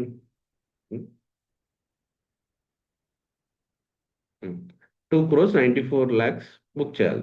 సో ఫస్ట్ ఇయర్లో. సెకండ్ ఇయర్లో ఏం చేస్తాము, సపోజ్ సెకండ్ ఇయర్లో ఇంకో 20 మంది వెళ్ళిపోయారు, అంటే ఇప్పుడు అల్టిమేట్గా ఎంతమంది ఉన్నారు, యాక్చువల్ ఎంప్లాయీస్ ఎంతమంది ఉన్నారు, 980 మైనస్ 20. ఇది ఎగ్జాంపుల్, మీకు డౌట్ ఉంటే మళ్ళీ చెప్తాను, ఒకసారి అయితే వినండి క్లారిటీగా. ఫస్ట్ ఇయర్లోనేమో మనం గ్రాండ్ డేట్ నాడు 1000 మెంబర్స్ ఉన్నారు, ఇది గ్రాండ్ డేట్. సో మనకి 1000 మెంబర్స్ ఉన్నారు, ఇయర్ ఎండింగ్ వచ్చేటప్పటికే 20 మెంబర్స్ వెళ్ళిపోయారు ఫస్ట్ ఇయర్ ఎండ్. ఇక్కడ నో ఎంట్రీ, గ్రాండ్ డేట్ నాడు ఎంట్రీ ఉండదు, మనం 31st మార్చ్ చేయాలి కాబట్టి అప్పుడు మనం క్యాలిక్యులేట్ చేస్తుంది, అంత ఫస్ట్ ఏం చేయక్కర్లేదు. జస్ట్ గ్రాండ్ డేట్ ఎందుకు యూజ్ అవుతుందంటే ఫేర్ వాల్యూ ఎంతో తెలియడం కోసం. సో ఫేర్ వాల్యూ 1000 రూపీస్ ఇచ్చాను కదా గ్రాండ్ డేట్ నాడు, గ్రాండ్ డేట్ నాడు ఫేర్ వాల్యూ 1000 ఉంది. దీనికోసం ఉపయోగపడుతుంది అంతే. సరే, సింపుల్గా ఇప్పుడు గుర్తుపెట్టుకోండి. గ్రాండ్ డేట్ నాడు 1000 రూపీస్, 1000 ఎంప్లాయీస్ ఉన్నారు. ఒక్కొక్కరికి 1000 షేర్లు అని చెప్పాను. షేర్ ఒక్కొక్కటి 1000 రూపాయలు. సరే, ఇది పక్కన పెట్టేసాను. 100 షేర్లు అనుకుందాం. 100 షేర్లు సరే. ఈ 1000 మెంబర్స్ ఉన్నారు. 31st మార్చ్కి వచ్చే 980 అయిపోయారు. మళ్ళీ ఇంకో 10%, ఇది 10%. సో పర్సంటేజ్ 10% వెళ్ళిపోతారు అనుకున్నాం. సో అల్టిమేట్గా 882 మెంబర్స్ వెస్టింగ్ కండిషన్ ఫుల్ఫిల్ చేస్తారు. Number of employees expected to fulfil the vesting condition is 882. So 882 మెంబర్సే మనం వెస్టింగ్ కండిషన్ ఫుల్ఫిల్ చేస్తారు అనుకుంటాం ఇప్పుడు. సో ఇప్పుడు మన టోటల్ ఎక్స్పెండిచర్ ఎంత వచ్చిందంటే, number of employees 882 into number of number of options per employee. ఒక్కొక్కరికి 1000 షేర్స్. ప్రైస్ ఆ రోజు ఉన్న ఫేర్ వాల్యూ 100 రూపీస్ తీసుకున్నాము. ఇప్పుడు 100 తీసుకున్నాము ఎంత, సో 100. సో ఫార్ములా గుర్తుంది కదా. So number of employees expected to fulfil the vesting condition into 1000 అంటే ఏంటి, number of options per employee. ఒక్కొక్కరికి 1000 షేర్స్. ఆ ప్రైస్ ఎంత ఉందంటే 100. గ్రాంట్ వాల్యూ వాడు క్వశ్చన్లోనే ఇస్తాడు. గ్రాంట్ ప్రైస్ అది ఇందాక చెప్పాక 100 రూపీస్. గ్రాంట్ డేట్ నాడు ఉన్న fair value 100 rupees per option. So అల్టిమేట్గా 8 crores 82 lakhs వచ్చింది. దాంట్లో మనం డివైడ్ బై 3 చేస్తే, డివైడ్ బై 3 into 1 చేస్తే మనకి ఫస్ట్ ఇయర్ ఎక్స్పెండిచర్ వచ్చింది. ఇక్కడ ఫార్ములా చూద్దాం, ఇప్పుడు మీకు అర్థమవుతుంది. Number of employees expected to fulfil the condition at each year end ఇది గుర్తుపెట్టుకో. అంటే 31st మార్చ్కి ఆ రోజు ఉన్న కండిషన్ మనకి 3 ఇయర్స్ ముందు మనకు తెలియదు కదా. ఈ ఇయర్లో ఉన్న కండిషన్స్ ప్రకారం, అంటే ఇయర్లో కంపెనీ బాగానే గ్రోత్ అవుతుంది, శాలరీస్ కూడా బాగానే ఇస్తున్నారు. ఓకే, అందుకని సో ఎక్కువ మంది ఉంటారు అనుకుందాం. సో నెక్స్ట్ ఇయర్ మనకి లాస్ వచ్చింది. సో ప్రాఫిట్ ఇవ్వలేదు, అంటే సారీ, శాలరీస్ ఇంక్రిమెంట్ ఇవ్వలేదు. సో అల్టిమేట్గా మనం ఎంత ఈసాబ్స్ ఇచ్చినా శాలరీ ఇంక్రిమెంటే లేకపోతే మనకి ఆ ఈ షేర్స్కి వాల్యూ ఏముంటుందని చెప్పేసి, కంపెనీ లాసెస్లో ఉంటుందని చెప్పేసి చాలా మంది వెళ్ళిపోతారు. సో కండిషన్స్ ఏ ఇయర్ కాయర్ మారిపోద్ది. ఆ ఇయర్ ఎండింగ్లో ఉన్న డేట్, ఆ రోజు ఉన్న కండిషన్ బట్టి ఎంతమంది ఎంప్లాయీస్ వెస్ట్ చేస్తారని చెప్పి ఎస్టిమేట్ చేయాలి. Into number of options per employee. ఒక్కొక్కరికి ఎన్ని ఆప్షన్స్ ఇచ్చాం. Into fair value of option grand date గుర్తుపెట్టుకోండి. ఇది గ్రాండ్ డేట్ ఫిక్స్డ్. అదే క్యాష్ సెటిల్మెంట్ అయితే మారిపోతుంది. ఇది ఈక్విటీ సెటిల్మెంట్లో ఇది అన్నిటికంటే ఫస్ట్ ఇయర్ ఇదే ఉంటుంది, సెకండ్ ఇయర్ ఇదే ఉంటుంది, థర్డ్ ఇయర్ ఇది మారదు. సో నెంబర్ ఆఫ్ ఆప్షన్స్ కూడా మారదు. ఏది మారుతుంది ఇక్కడ అల్టిమేట్గా, ఇది ఒక్కటే మారుతుంది. అంటే ఎవ్రీ ఇయర్ ఇది మారిపోతుంది. సో ఏంటి, number of employees expected to fulfil the condition. ఎందుకంటే వాళ్ళకి ఇచ్చి ఇది చేంజ్ అవుతుంది, ఇది చేంజ్ అవుతుంది. మోడిఫికేషన్ ఉంటుంది నెక్స్ట్, అది నెక్స్ట్ కాన్సెప్ట్ వస్తుంది, వదిలేసేయండి. ఫస్ట్ మోడిఫికేషన్ ఏం లేకపోతే, ఈ రెండు కామన్. మోడిఫికేషన్ లేకపోతే ఇది మాత్రమే చేంజ్ అవుతుంది. So okay, divided by total vesting period అంటే 3 ఇయర్స్. మనం ఫస్ట్ ఇయర్లో ఉన్నాం కాబట్టి ఇంటూ 1 ఇయర్. సో డైరెక్ట్ ఈ ఇన్కమ్ ఇది ఎక్స్పెండిచర్ కింద బుక్ చేస్తాం. ఎంట్రీ ఏంటి, employees expenses or employee share based expenses account debit to SPP reserve account. సరే, ఎంట్రీస్ కింద వస్తుంది. ప్లస్ ఎక్స్పెన్సెస్ ఆల్రెడీ రికగ్నైజ్, అంటే సెకండ్ ఇయర్కి ఇది. ఫస్ట్ ఇయర్కి అయితే డైరెక్ట్ ఇదే, ఇది జీరో అయిపోతుంది. సో ఇది -0 = ఇది వస్తుంది ఫస్ట్ ఇయర్లో. అంటే ప్రీవియస్గా బుక్ చేయం కాబట్టి ఫస్ట్ ఇయర్లో మొత్తం ఎక్స్పెండిచర్ బుక్ అయిపోతుంది. సెకండ్ ఇయర్లో ఏమవుతుందంటే, ఇక్కడ చూడండి, ఇది ఓకే, ఇది ఓకే, ఇది ఓకే, డివైడెడ్ బై 3 కూడా ఓకే. ఇక్కడ ఏమవుతుందంటే, ఇక్కడ 1 + 2 వస్తుంది. ఎందుకంటే సెకండ్ ఇయర్ కాబట్టి వెస్టింగ్ పీరియడ్ కంప్లీటెడ్ టిల్ డేట్. అంటే సెకండ్ ఇయర్కి ఎన్ని అవుతుంది, 2 ఇయర్స్ కంప్లీట్ అయిపోతుంది కాబట్టి ఇంటూ 2 చేస్తే మనకు 2 ఇయర్స్ టోటల్ అమౌంట్ వస్తుంది. దాంట్లోంచి ఫస్ట్ ఇయర్ ఆల్రెడీ బుక్ చేసి మైనస్ చేస్తే రిమైనింగ్ ఇప్పుడు బుక్ చేయాలని చెప్పేసి ఒక ఎగ్జాంపుల్ ఉంటుంది కింద, చూస్తే ఇంకొంచెం క్లారిటీ వస్తుంది. సింపుల్. సరే, number of employees expected to fulfil the condition at each year and into number of options per employee into fair value of option చేస్తే టోటల్ ఎక్స్పెండిచర్ ఎంత బుక్ చేయాలో వస్తుంది. Divided by total vesting period into already complete అయిన vesting period complete అయింది into చేస్తే మనకి total expenditure వస్తుంది. దాంట్లో ప్రీవియస్గా ఆల్రెడీ, అంటే సెకండ్ ఇయర్లో ఫస్ట్ ఇయర్ బుక్ చేసి ఉంటాం కాబట్టి అది మైనస్ చేస్తే సెకండ్ ఇయర్ ఎంత బుక్ చేయాలో వస్తుంది. Okay. So if amount calculate above comes negative. Negative అంటే వచ్చే ఛాన్స్ కూడా ఉంది. ఎందుకంటే ఇప్పుడు సపోజ్ మనం ఫస్ట్ ఇయర్లో 1000 మెంబర్స్ తీసుకుంటారు అనుకున్నాం. సెకండ్ ఇయర్కి వచ్చేటప్పటికి అసలు 100 మెంబర్స్ కూడా తీసుకోవట్లేదు. ఎందుకంటే కంపెనీ మొత్తం లిక్విడేట్ అయిపోయింది. లేకపోతే షేర్ అనుకున్న, మనం 1000 రూపీస్ ఎక్స్పెక్ట్ చేసాము, 100 రూపీస్ పే చేయాలన్నాడు. అల్టిమేట్గా అది ఏమైపోతుంది, షేరే షేరే 100 రూపీస్ కంటే తక్కువ వచ్చేస్తుంది. లేకపోతే 200, 150, 120 వస్తుంది. అప్పుడు ఎవరు ఎక్స్చేంజ్ చేసుకోరు కదా నార్మల్గా. అంటే 3 ఇయర్స్ ఉండి మళ్ళీ అది ఎప్పుడు వేస్ట్ ఉండవు కాబట్టి. అలాంటప్పుడు అంటే ఎప్పుడైనా మనం గ్రాడ్యువల్గా కండిషన్స్ చేంజ్ చేసినా ఇలాంటప్పుడు మైనస్ అయిపోతుంది. అంటే ఆల్రెడీ బుక్ చేసి వచ్చిన ఎక్స్పెండిచర్ కంటే ఆల్రెడీ బుక్ చేసిన ఎక్స్పెండిచర్ ఎక్కువ అయిపోతుంది. సో అప్పుడు ఇది మైనస్ అయిపోతుంది. మైనస్ ఫిగర్ బుక్ చేయాల్సి వస్తుంది. మైనస్ అంటే ఏంటి, మనం ఫస్ట్ చేసిన ఎంట్రీ ఉంది కదా, share based payment expenditure account debit to SPP reserve అని చెప్పారు కదా, రివర్స్ అయిపోతుంది. సరే, సో ఇది ఆల్రెడీ చెప్పానుగా, ఎంప్లాయీస్ ఎలా క్యాలిక్యులేట్ చేయాలంటే టోటల్ నెంబర్ ఆఫ్ ఎంప్లాయీస్ ఉంటారు కదా, దాంట్లోంచి ఆల్రెడీ వెళ్ళిపోయిన వాళ్ళు ఉంటారు కదా, employees actually left. So first ఇయర్లో 20 మెంబర్స్ వెళ్ళిపోయారు, సెకండ్ ఇయర్లో ఇంకో 20 అంటే ఫస్ట్ ఇయర్కి ఏమో 1000 - 20, సెకండ్ ఇయర్కి ఏమో 1000 - 40. సరే, ఇదేంటి ఎక్స్పెక్టెడ్ చెప్పాక ఇంకో 10 మెంబర్స్ మంది వెళ్ళిపోతారు, అది క్యాలిక్యులేట్ చేసి అది కూడా తీసేస్తే అల్టిమేట్గా ఇది వచ్చింది. ఇందుకు సింపుల్గా చెప్పాలంటే 1000 మెంబర్స్కి ఇచ్చాము, కానీ ఫస్ట్ ఇయర్ ఎండింగ్ ఎంతమంది ఉంటారు, 882. ఏం చేసాం అల్టిమేట్గా, 1000 లోంచి 20 తీసేస్తే 980. ఆల్రెడీ 20 మెంబర్స్ వెళ్ళిపోయారు, 980. దాంట్లో మళ్ళీ ఎక్స్పెక్టెడ్ కూడా తీసేస్తే 882 వచ్చింది. అదే ఫార్ములా చెప్తున్నాడు ఇక్కడ, జస్ట్ నేను చెప్పింది ఇక్కడ మీకు మళ్ళీ ఫార్ములా ఇచ్చాడు అంతే.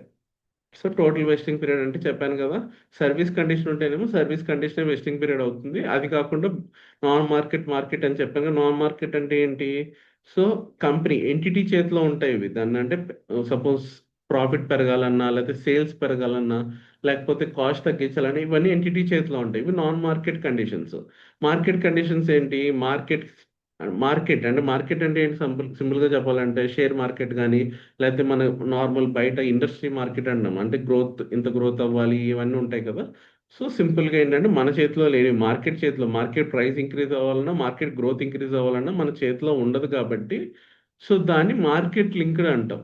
Market linked performance condition. అదే మన చేతిలో ఎంటిటీ చేతిలో ఉంటే, ఎంప్లాయీస్ చేతిలో ఉంటే దాన్ని ఎంటిటీ చేతిలో ఉంటుందని నాన్ మార్కెట్ కండిషన్. ఎగ్జాంపుల్స్ ఏంటంటే సేల్స్ ఇంక్రీజ్ అవ్వడం, ఎర్నింగ్స్ పర్ షేర్ ఇంక్రీజ్ అవ్వడం, ప్రొడక్షన్ కాస్ట్ తగ్గడం, లేదా ప్రాఫిట్ పెరగడం, ఇలాంటివన్నీ నాన్ మార్కెట్. మార్కెట్ కండిషన్స్లో ఏంటంటే ప్రైస్, మార్కెట్ ప్రైస్ ఇంక్రీజ్ అవ్వాలంటే, మార్కెట్ గ్రోత్ ఇంక్రీజ్ అవ్వాలంటే అది మన చేతిలోనే ఉండదు. ఇప్పుడు సపోజ్ మార్కెట్, షేర్ మార్కెట్ ఉంది, సో ఎంత బాగా పర్ఫామ్ చేసినా, కంపెనీ మంచి 200% రిజల్ట్స్ ఇచ్చినా, మార్కెట్ నెగిటివ్ ట్రెండ్లో ఉందనుకో, ఇది కూడా నెగిటివ్గానే రియాక్ట్ అవుతుంది. అంటే 100% మనం ఎక్స్పెక్ట్ చేసిన రిజల్ట్ రాదు.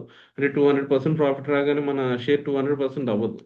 సో అదే మార్కెట్ అప్ ట్రెండ్లో ఉందనుకో, సో మన అంటే ఇప్పుడు సపోజ్ ఎంత ఒక 20% ఎక్స్పెక్ట్ చేస్తే 20% ఇంక్రీజ్ అవుతుంది అప్ ట్రెండ్లో ఉంటాయి. అంటే మార్కెట్ పాజిటివ్గా మూవ్ అవుతున్నప్పుడు ఇది కూడా పాజిటివ్ రిజల్ట్ వస్తే ఓకే, ఇది కూడా మంచి రిజల్ట్ వస్తుంది. అదే మార్కెట్ నెగిటివ్లో ఉన్నప్పుడు మనం ఎంత మంచి కంపెనీ అయినా మనది కూడా తగ్గుతుంది ఆటోమేటిక్గా, మార్కెట్తో పాటు దాన్ని అది తగ్గుతూ ఉంటుంది. ఎందుకంటే బీటా అని చెప్పేసి మీకు ఏఎఫ్ఎంలో ఉంటుంది. ఏఎఫ్ఎంలో బీటా అంటే అదే ఫ్లక్చుయేషన్, మార్కెట్కి మనకు ఎంటిటీకి ఫ్లక్చుయేషన్ పర్సంటేజ్ ఉంటుంది. 0.7 ఉందనుకో సపోజ్, అయితే 1.5 ఉందనుకో, అంటే మార్కెట్ ₹1 తగ్గితే మనది ₹1.5 తగ్గుతుంది. మార్కెట్ ₹1 పెరిగితే ₹1.5 పెరుగుతుంది. సో ఎవ్రీ దానికి బీటా ఉంటుంది ఖచ్చితంగా. సో దాని ప్రకారం ఎడ్జ్ క్యాలిక్యులేట్ చేయాలి. సరే, నాన్ మార్కెట్ లింక్డ్కి మార్కెట్ లింక్డ్కి అర్థమైంది కదా, market link non market link. Okay, so రెండింటికి డిఫరెన్స్ సరే ఫస్ట్ అర్థమైంది. ఈ రెండింటికి వేరువేరుగా ఎందుకు వచ్చిందంటే ఇక్కడ చిన్న డిఫరెన్షియేషన్స్ ఉంటాయి రెండింటికి.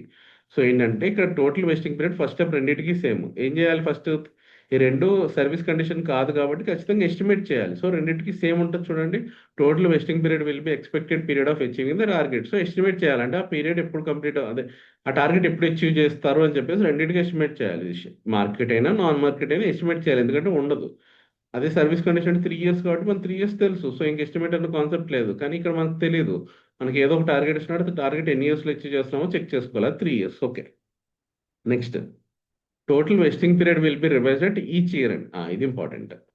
ఇక్కడ ఏంటంటే vesting period will be revised at each year and, అంటే సపోజ్ ఇది మన చేతిలోనే ఉంటుంది కాబట్టి ఎవ్రీ ఇయర్ ఎండ్లో క్యాలిక్యులేట్ చేయాలి, అంటే మళ్ళీ రీఎస్టిమేట్ చేయాలి ఆ పీరియడ్ని. ఇప్పుడు సపోజ్ ఫస్ట్ ఇయర్లో 5 ఇయర్స్లో ఎస్టిమేట్ అవుతుంది అనుకున్నాం మనం, అప్పుడు ఏం చేస్తాం ఫార్ములాలో సింపుల్గా, ఈ ఫార్ములా అంతా ఓకే, కింద /5 × 1 చేస్తాం, ఫస్ట్ ఇయర్ అయిపోతుంది. సో ఇది జీరో, ఫస్ట్ ఇయర్ కాబట్టి ఇది ఏముండదు, ప్రీవియస్గా బుక్ చేసింది ఏముండదు కాబట్టి టోటల్గా బుక్ అయిపోయింది. సార్ ఇప్పుడు ఏమైపోయిందంటే మళ్ళీ రీఎస్టిమేట్ చేసాం, అంటే 3 ఇయర్స్లో అచీవ్ చేస్తాం అని చెప్పేసి మనకు అర్థమైంది. సో ఇప్పుడు ఏం చేస్తాం, సెకండ్ ఇయర్లో ఏం చేస్తాం, ఫస్ట్ ఇయర్ కాదు, ఫస్ట్ ఇయర్ ఆల్రెడీ అయిపోయింది, కన్ఫ్యూజ్ అవ్వద్దు. సెకండ్ ఇయర్లో ఏం చేస్తాం, ఇక్కడ /5 ప్లేస్లో /3 చేసి × 2 చేస్తాం, ఎందుకంటే 1 ఆల్రెడీ అయిపోయింది, ఇది సెకండ్ కాబట్టి × 2.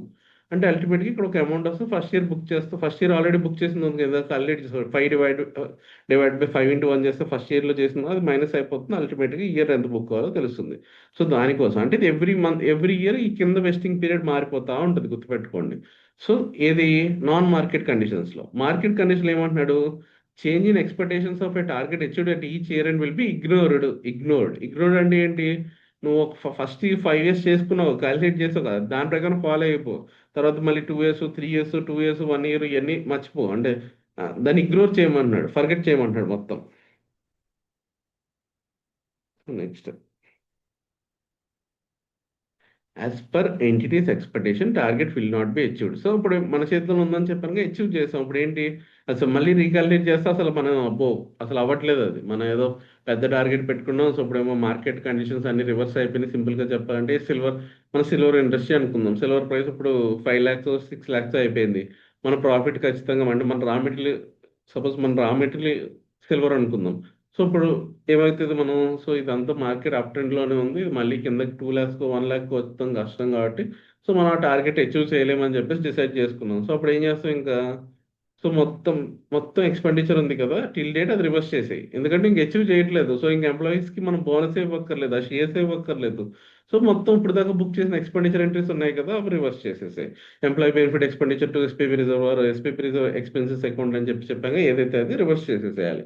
సో అంటే సింపుల్ గా ఏంటి ఇక్కడ, ఓకే, ఎవ్రీ ఇయర్ ఎంట్రీ ఏం పడుతుంది, employee benefit expenditure account debit SPP reserve పడుతుంది కదా. ఇప్పుడు రివర్స్ చేయాలంటే SPP reserve account debit employee benefit expenditure create చేయాలి. ఓకే, మార్కెట్ లింక్డ్లో ఏముంది, ఇక్కడ అచీవ్ చెయ్యను అనే కాన్సెప్ట్ లేదు. ఎందుకంటే నువ్వు రీఎస్టిమేట్ చేయట్లేదు. సో 5 years రైట్ ఆఫ్ చేసుకుంటూ వెళ్ళిపోతున్నావు. కానీ అనుకోకుండా 3 years లోని నీ టార్గెట్ అచీవ్ అయిపోయావు. ఏదైతే కండిషన్ చెప్పారో అది 3 years లోనే అచీవ్ అయిపోయింది.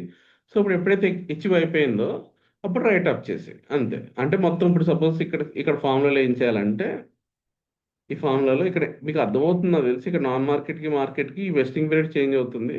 ఎప్పుడైతే అచీవ్ అయిపోయామో అప్పుడు డివైడ్ బై 5 into 5. ఇప్పుడు సపోజ్ 2 years అయింది, 5 year అనుకున్నాం, 2 years అయింది, థర్డ్ ఇయర్లో అచీవ్ చేస్తాం అంటే ఇంక మొత్తం ఈ డివైడ్ బై 5 into 5 చేయగల టోటల్ ఇదంతా ఇక్కడ రాసుకోండి. అంటే number of employees expected to fulfil ఆ రోజు ఉన్న employees into number of options into fair value of option అంటే గ్రాండ్ డేట్ ఉంది కదా అది చేసుకుని అది ఒక అమౌంట్ వస్తుంది. దాంట్లోంచి ఆల్రెడీ బుక్ 2 years బుక్ చేశారు కదా మైనస్ చేసి రిమైనింగ్ అంతా బుక్ చేశాను. అంటే సింపుల్గా ఏమైపోతుంది, డివైడ్ బై 5 into 5 అయిపోతుంది, లేదా డివైడ్ బై 3 into 3 అయిపోతుంది. So simple. సో మొత్తం ఎక్స్పెండిచర్ ఏదైతే ఆల్రెడీ బుక్ అయిందో అది తీసేసి మిగిలిన ఎక్స్పెండిచర్ అంతా బుక్ చేసామని చెప్తున్నాడు. అచీవ్ అయిపోతే టార్గెట్ ఎర్లీగా. ఓకేనా, ఎంట్రీస్ చెప్తున్నా కదా ఇందాక ఆల్రెడీ చెప్పేది.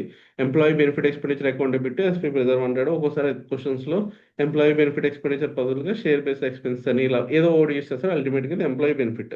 సో ఇదే మెయిన్ లో ఇది గుర్తుపెట్టుకోండి, క్వశ్చన్స్ వద్దులే కానీ employee benefit expenditure account debit SPP reserve ఇది చాలా ఇంపార్టెంట్.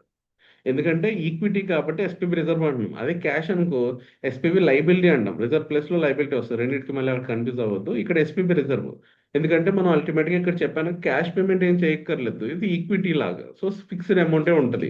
ఎవ్రీ ఇయర్ అదే అమౌంట్ రైట్ ఆఫ్ చేసుకుంటే వెళ్తాం, పెద్ద ఇబ్బంది ఏం లేదు. Okay, for expenses to be reverse చేయాలంటే ఏం చేస్తాం, ఏంటి రివర్స్ అవ్వాలి, డెబిట్ క్రెడిట్ అవ్వాలి, క్రెడిట్ డెబిట్ అవ్వాలి. సో చూడండి SBP reserve account debit employee benefit expenditure account అయిపోయింది.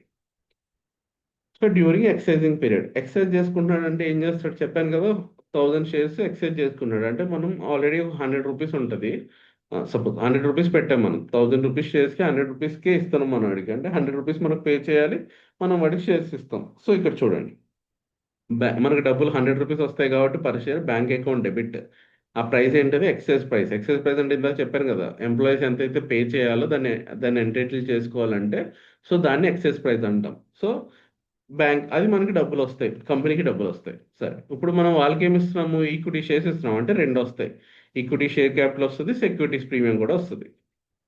సో ఇప్పుడు మనకి రిజర్వ్ ఆల్రెడీ క్రియేట్ చేస్తాం కదా దాని నుంచే కదా ఇచ్చేది. సో అది డెబిట్ అయిపోతుంది. So bank account debit SPB reserve account debit అయిపోతుంది.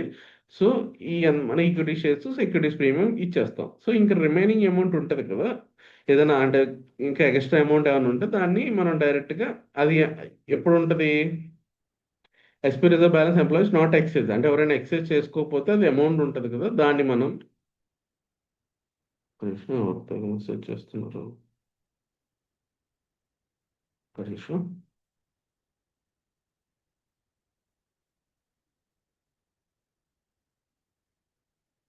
సరే ఓకే వదిలేసేయండి. సరే ఎవరైనా ఇప్పుడు 1000 మెంబర్స్లో 900 మెంబర్స్ ఎలిజిబుల్ అయ్యారు. ఆ ఎలిజిబుల్ అయిన దాంట్లో 889 మెంబర్స్ 899 మెంబర్స్ ఎలిజిబుల్ చేసుకున్నారు. సో మనం ఎంట్రీస్ పడిపోయినాయి. ఒక్కరు ఎవరో దాన్ని క్లెయిమ్ చేసుకోలేదు.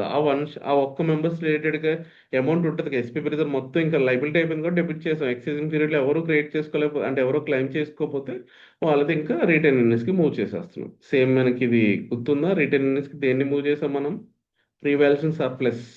ఇండియా 16లో రీవాల్యుయేషన్ సర్ప్లస్ ని మనము ఏదైనా బ్యాలెన్స్ ఉంటే దాన్ని రిటైన్ ఎర్నింగ్స్ కి మూవ్ చేస్తాం కదా సేమ్ అదే చేస్తాం ఇక్కడ కూడా.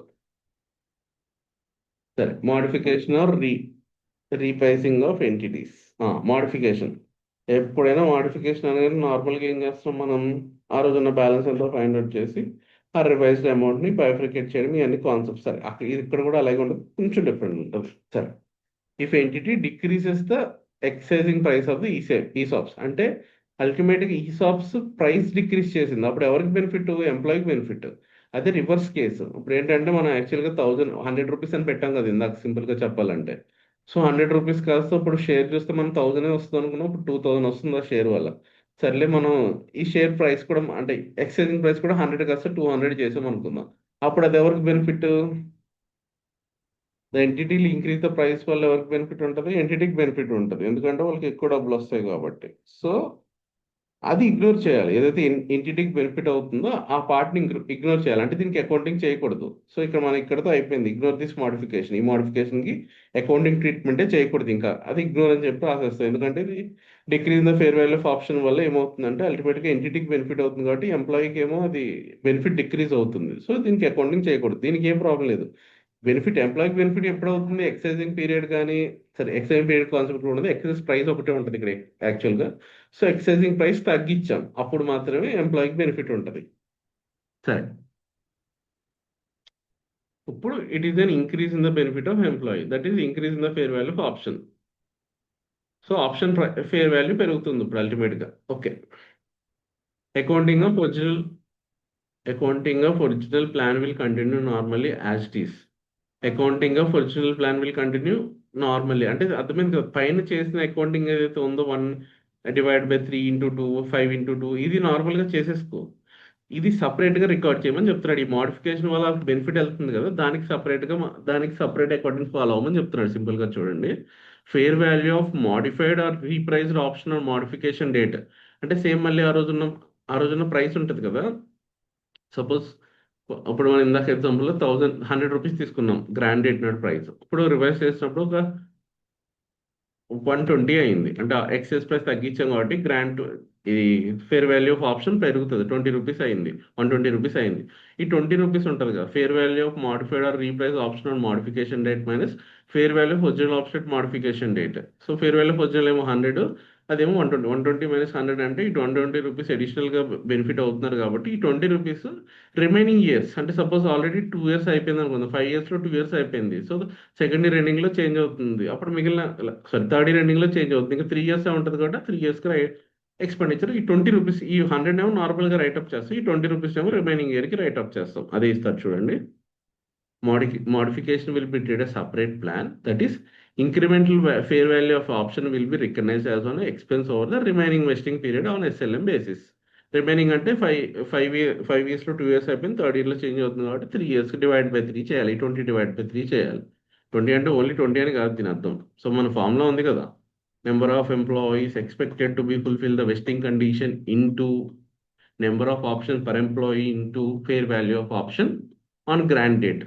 కాకపోతే ఇక్కడ ఏం చేస్తామంటే ఆ గ్రాండ్ డేట్ అన్న ప్లేస్లో బెనిఫిట్, ఈ 20 రూపీస్ ఏదో ఇంక్రిమెంటల్ బెనిఫిట్ ఉంది కదా, అది ఇంటూ చేస్తావు, డివైడ్ బై 3 into 1 చేస్తావు ఫస్ట్ ఇయర్కి, సెకండ్ ఇయర్కి డివైడ్ బై 3 into 2 చేస్తావు. సో ఓకే, నాకు తెలిసి ఇంకా ఇది అర్థమైంది. ఓకేనా, అర్థమైందా ఇక్కడ వరకు? ఎవరికైనా డౌట్స్ ఉన్నాయా? మోడిఫికేషన్ కానీ ఇనిషియల్ రికగ్నిషన్ కానీ ఏం డౌట్స్ లేవు కదా? నెక్స్ట్ స్టెప్కి వెళ్ళొచ్చు కదా. క్యాన్సిలేషన్కి ముందు, క్యాన్సిలేషన్ అర్థం అవ్వాలంటే ముందు మీకు ఈ రెండు కాన్సెప్ట్ అర్థం అవ్వాలి. అర్థమైంది కదా? అని డౌట్ ఉందా? ఎస్ సార్ నో చెప్పండి, నెక్స్ట్ స్టెప్కి వెళ్దాం.